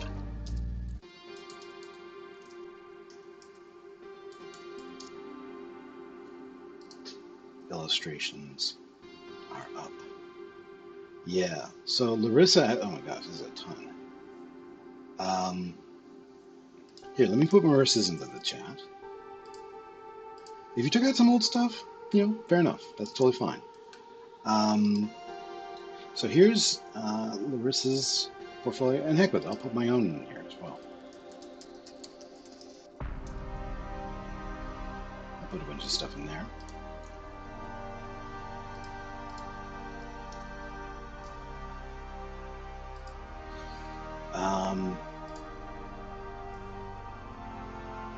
Now Larissa's got a ton of illustrations, and she's got a ton of different areas as well. It's not just illustrations, she also has some comics that she did at the beginning of COVID. She has doodles that she did for herself. Personal stuff. She has a whole area just for personal work. Unfinished stuff that's just her sketchbook. Just for for doing watercolor studies, things like that. Caricatures, cute pop art. Well, you can just check it out yourself. It's kind of nutty. It's really, really good. But but she has a ton of different areas. You don't need like anywhere near this many. What you need is like, just the just the subcategories under illustrations, for example. That's what I would pick, and have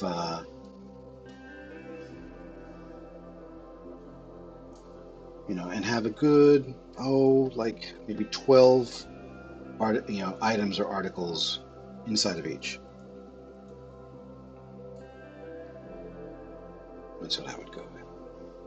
12 seems to be a pretty good, it's not, there's no magic number, but it's a really good place to begin.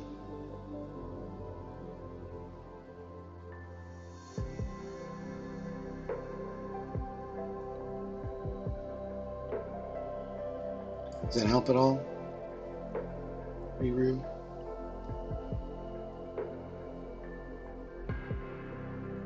You're welcome. My pleasure.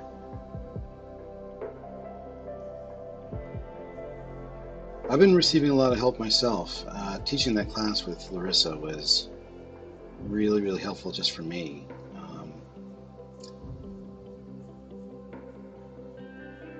I really sort of depended on LCAD for a lot of professional happiness because I really love teaching there.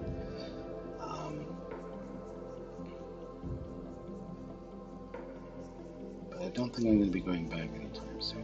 That makes me a little sad.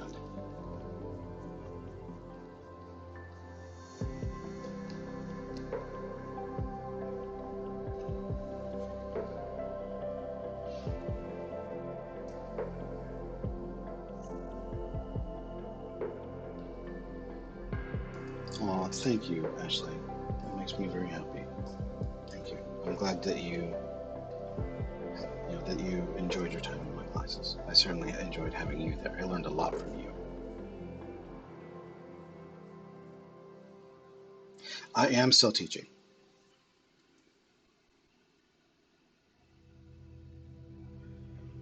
Just not there. I'm doing online stuff, and we'll probably, I don't know. I don't know what the future holds. But there's just lots of fun things to do. Whoa!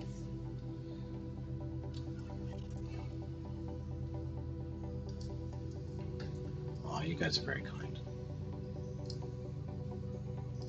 I think almost everybody in chat right now has had me as a teacher.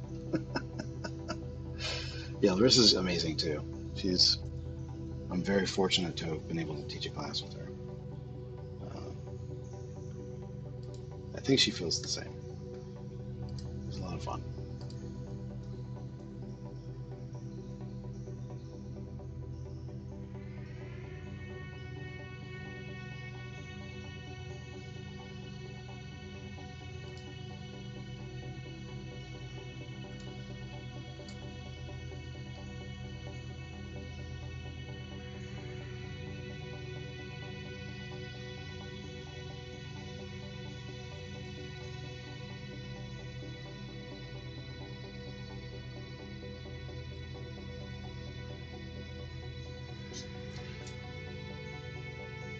This is up for all the Hellcatters. Oh gosh, yeah. Literally was the only one who reinforced the story as king mindset, and all the other professors were very anti-story. Weird.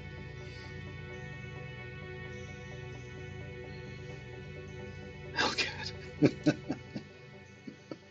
Pencils up. I don't know why anybody would say they would be anti-story. It's like that's what illustration freaking is. But I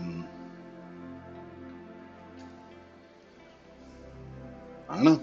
But it's not that it's not that different. But there's plenty of work to go around. It's just hard trying to find it sometimes.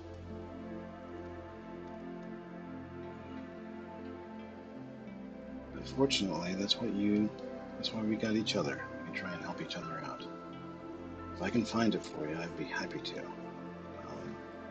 So if you guys are looking for illustration work, I mean, unless you want to work in gaming, like tabletop games, stuff like that. And that's not everybody's cup of tea. Oh, speaking of which, did anybody see the Critical Role animatic? It came out recently. Or not the Critical Role animatic, it was the trailer for the television show.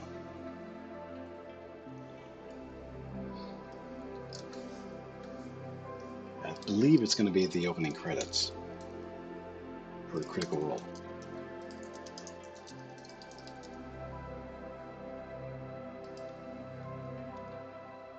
It is out. It's kind of crazy. Let me see if I can mute this.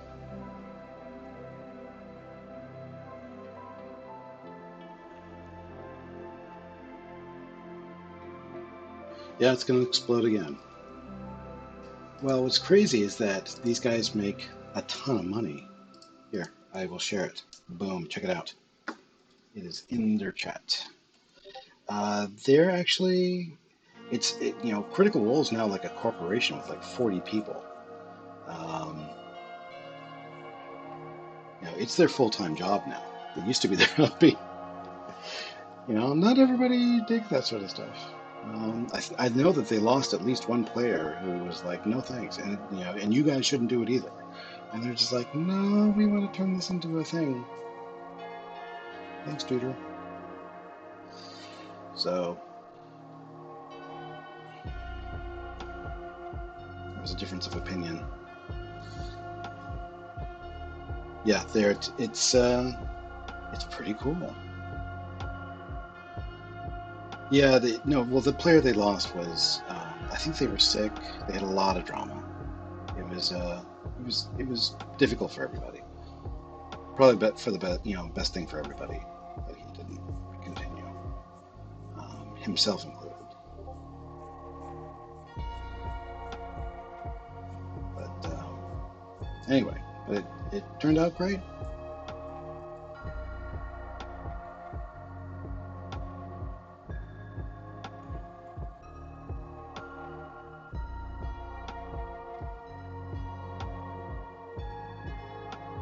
Now that opening was not done by Titmouse. That was somebody. That was a different studio. But apparently they're going to try and go pretty good, yeah, pretty close to that kind of style. Um,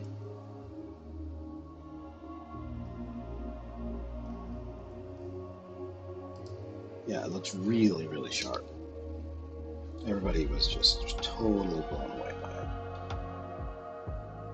Hard to believe that it started so meekly, and now it's like friggin' everybody and their mom is playing Dungeons and Dragons.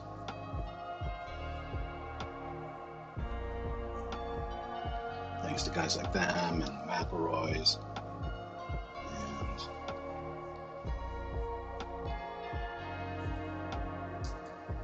oh, here we go. The style is the same, and I have opinions on this animator. There you go. That's totally fine. Absolutely. Unpopular opinion. I've always thought it was the professional nature of CR is a bit unrealistic, too performative. Yeah, your animator heart is sad. Why? Kind of regretted never getting into CR properly, even for my binge brain. The amount of content is overwhelming. Yeah, I can't blame you there. It's a lot of stuff. A lot of stuff. Um, Months of things to see. Oops.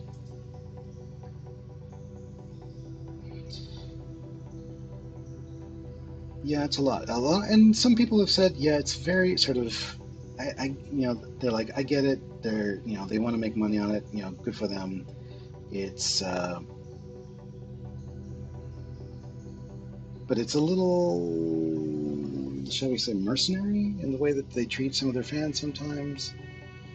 And I feel, they are. I think they're growing awfully fast, and I I don't know. I think a lot of them have bigger ideas as far as like what Critical Role really is than as far as like what it actually is, to the rest of us, the people who actually consume that stuff.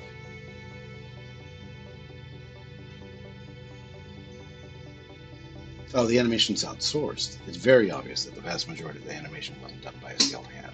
Ooh. Things don't have timing or easing dead expressions, but it's really common in animation these days. Yeah, I do not know who is responsible for most of the animation. All I know is that they sourced it to, or they had hired Titmouse, but I know that Titmouse isn't the biggest operation either. So it's entirely possible that they outsourced a good deal of it.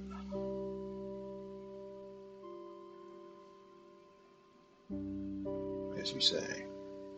Other D&D cast stream? Yeah, absolutely. Dimension 20, probably one of my faves right now. Especially just because they are giant theater nerds, and they have no bones about telling it as many people as possible. They also have a really fun. Their stuff is just so goddamn crazy, which is what people tune in for. At least I do. The Kickstarter budget was huge, but yeah, I mean, it's like you're not going to do Disney with $10 million. You can't do a whole series with Avatar quality. You need that's great. That's a great start, but it's not going to do it. A lot of studios outsource animation anyway. Yeah, because it is cheaper unless they had a retake team. I can't confirm or deny. Retake team. No, I don't believe so. People who worked on the show, yeah. Yeah, as far as, yeah, agree with everything you say. Agree with everything.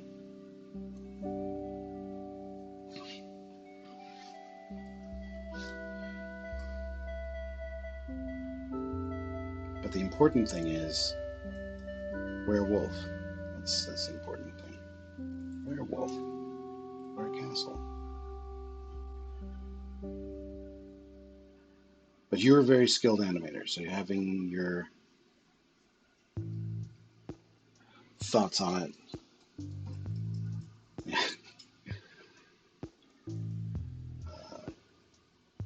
means a lot.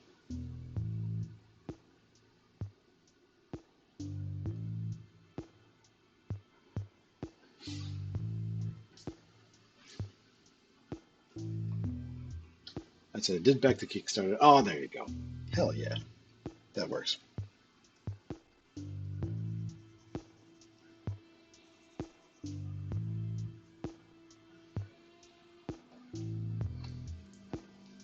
Well said. Well said.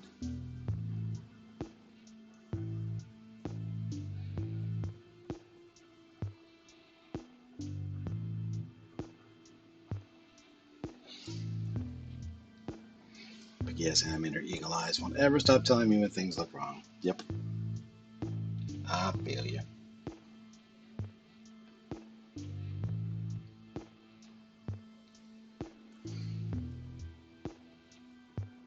Now let's see. I need to get another ratty looking brush. Oops.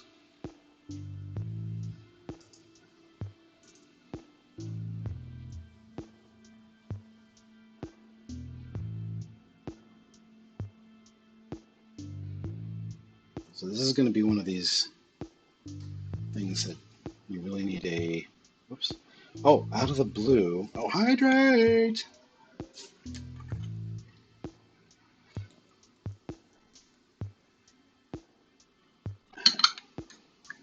Big Stevie Greens, Steamers, segments where they acknowledge this, but a big part of why overseas animation is sent there is because labor laws, culture, that kind of suck, yeah.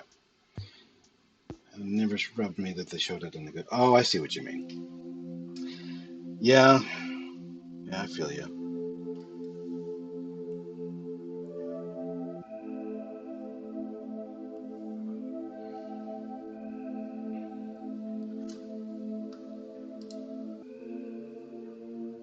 Maybe I should just make the eyes orange. No? We need some red in there too. There we go.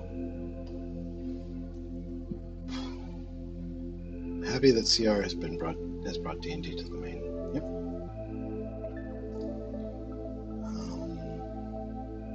People cherish this incredible thing. So many people. Yeah, it's kind of gross. Built on the exploitation of overseas workers. Yep.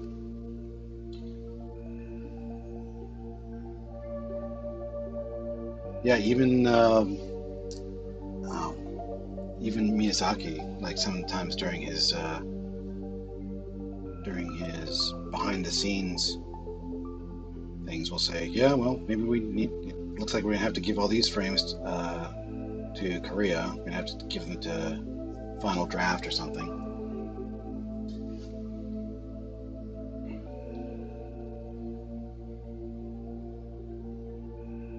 And he admits it. He's just like, yeah, we can't do everything. We have to do. If we could do everything, it would be 10 times as expensive, and we'd be way over budget, and it would take forever.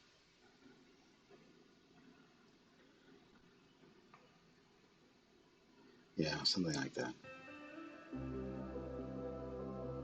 It's very, very difficult.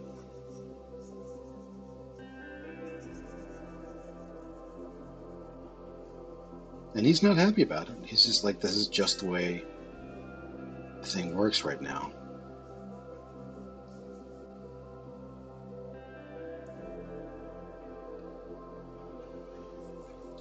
and to say anything other than this is to either be a bald-faced liar, be very naive, or to hide the way that the market kind of works. It just isn't. Yeah, it true. It true that. That and true.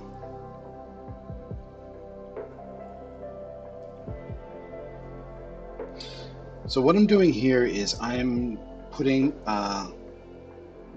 each color into a separate masking layer, because I'm going to try and keep the number of colors to a minimum. Very controlled palette. Oh yeah.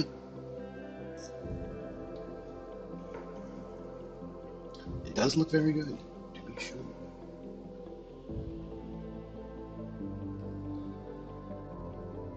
Yeah. Your beloved. God.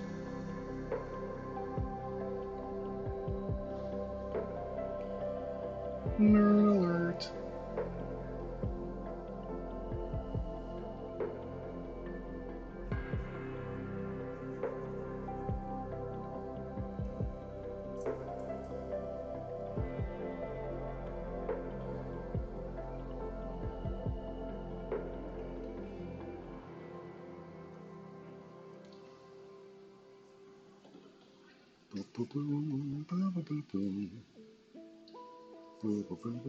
I need to stop.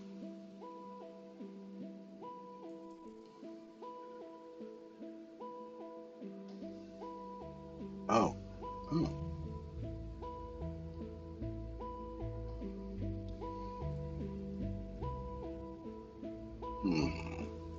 I'm going to use this one instead. I'm going to use this lighter yellow for the teeth. Try and keep everything else more or less same.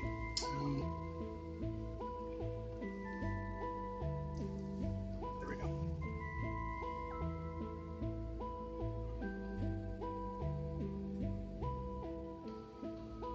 There we go. That looks pretty good.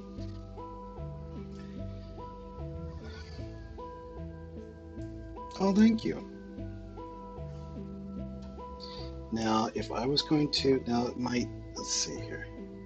I feel like I could continue giving some, I don't want to overdo it. Yeah, there we go. I'm going to put like some fun purple back here on the outside.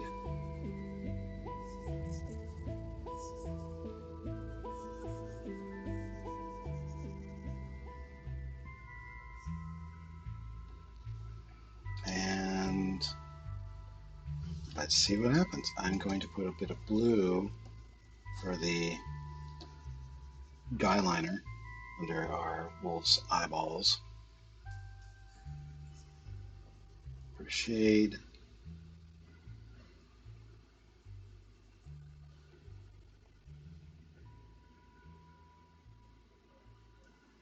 Lol, werewolf be popping out?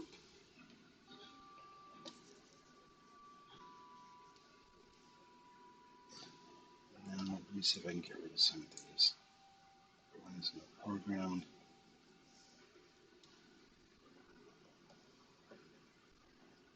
There we go.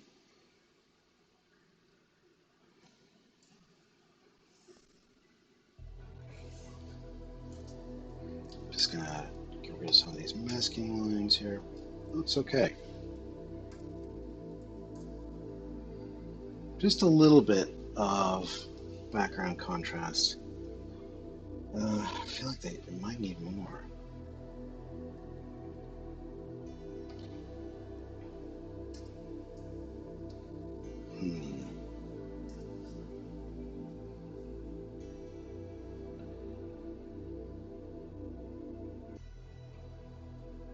Let's see. No, not sure. I feel like this might be place for me to stop, at least for now.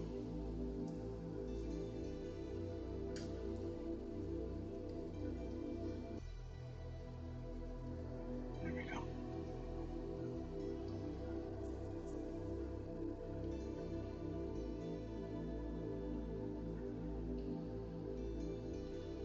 Yeah. So with a bit of blue, a bit of purple.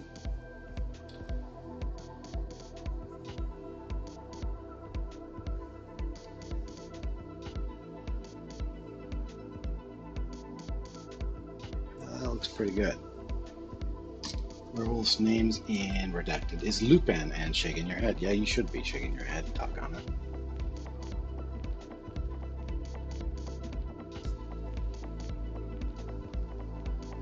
Tragic nerds. All right, let's see what else we got here. I'm going to put in a little bit of white highlight. If this will work. Oh yeah, look at that.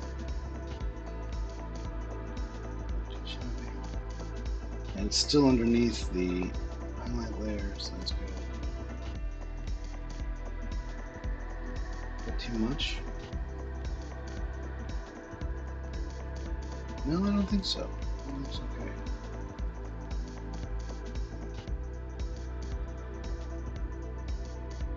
But I want to be careful about those speculars there. Maybe a little bit on the teeth. Shiny, I remember these were very jumped out at you. Oh. Make his nose look wet. Thank you. Classic Halloween vibes. Wow, delicious.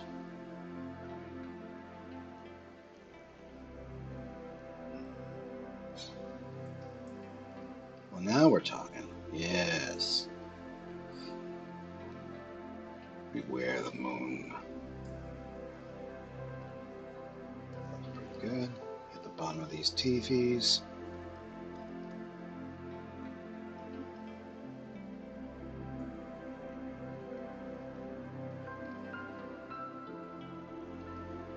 Looks okay.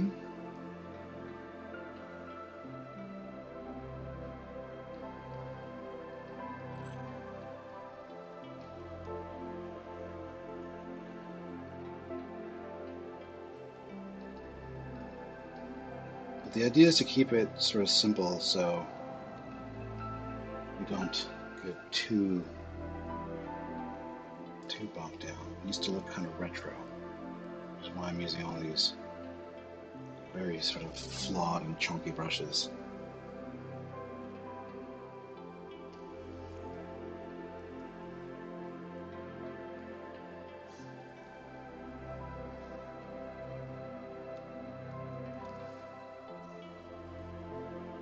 Really relaxing music. Oh yeah. Oh good, I'm glad you like this relaxing music. Oh, you know what? I could just... Here, let me see if I can do some of these. I'm going to put some negative space here.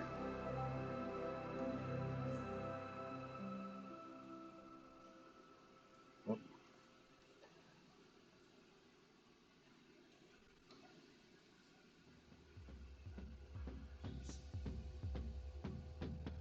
The hair. What else can I do? And then I will put a little bloody drool in there. Yeah. A little bit of bloody drool on your guy there. Should be fun. Yeah.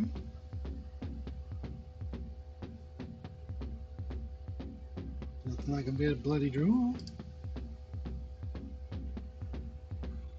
On your little dude. All right.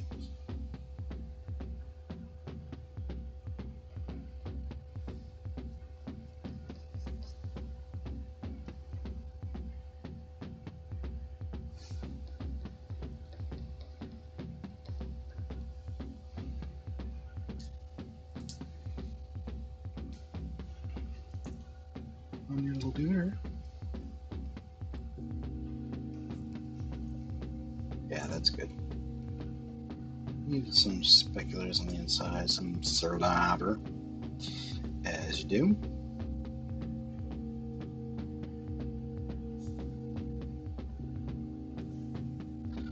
And then I'm going to come back in. Oh, no, I can't do that because, poop, it's done differently here. That's right, I said poop. This is an adults only stream.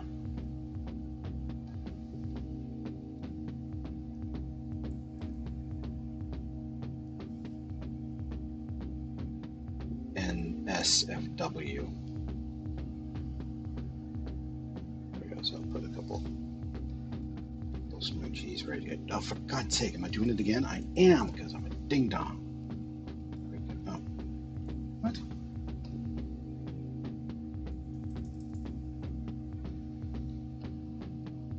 Come on, man. Where's my... finally.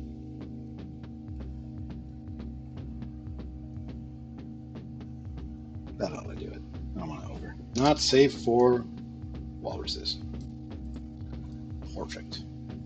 Porpoise.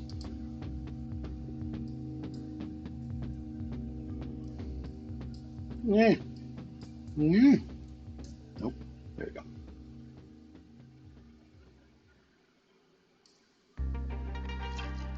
There you go, everybody. You got your walrus. Got your walrus. Got your werewolf.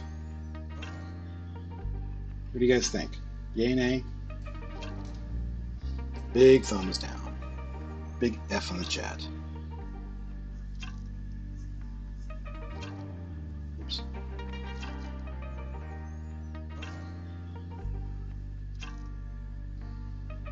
I'm sorry he's not a lizard guy. Actually, now that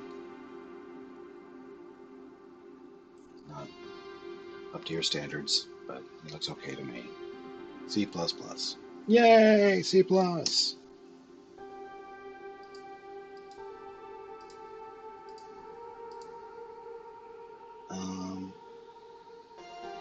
In a world where lizards are obviously superior, what the hell?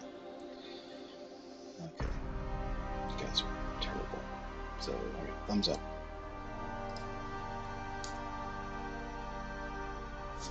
Poppy. Wow.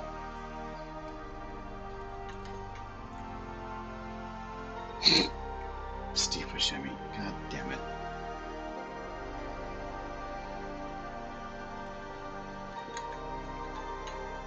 Why?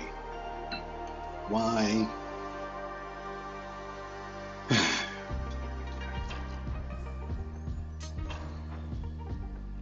Well, thanks you guys for being such a fun bunch of folk. I am going to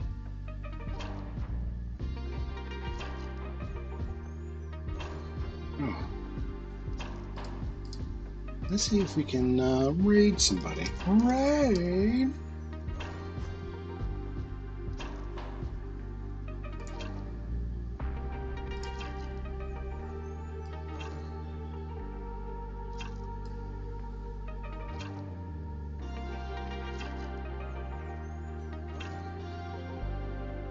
Let me see what else we got here.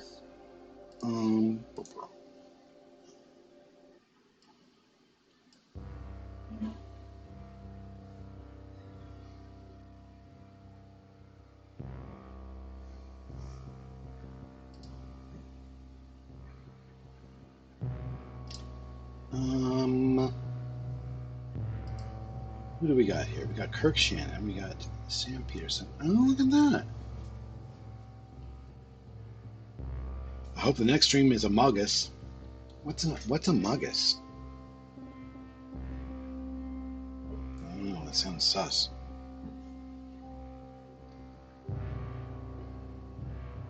I don't know. Marifer, what the heck is Among Us? People keep talking about Among Us. I don't watch anime. I don't watch mangoes or read hentais or whatever you guys are into these days. Among Us? I don't even know what that is.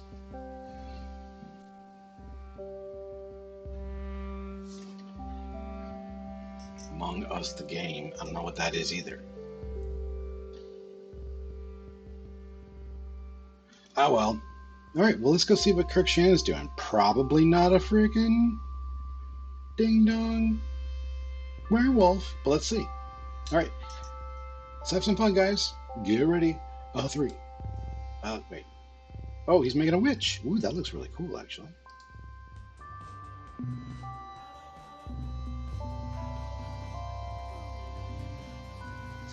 Oh, you guys are welcome. Thank you so much for sticking around with me. I had a blast. You guys are the poop. I love it. All right, so here we go. Let's check out their sick witch. It's wearing a pajamas and everything. All right, let's check this out. All right, and go.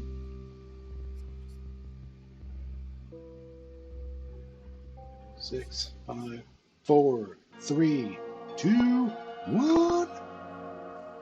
Booyah!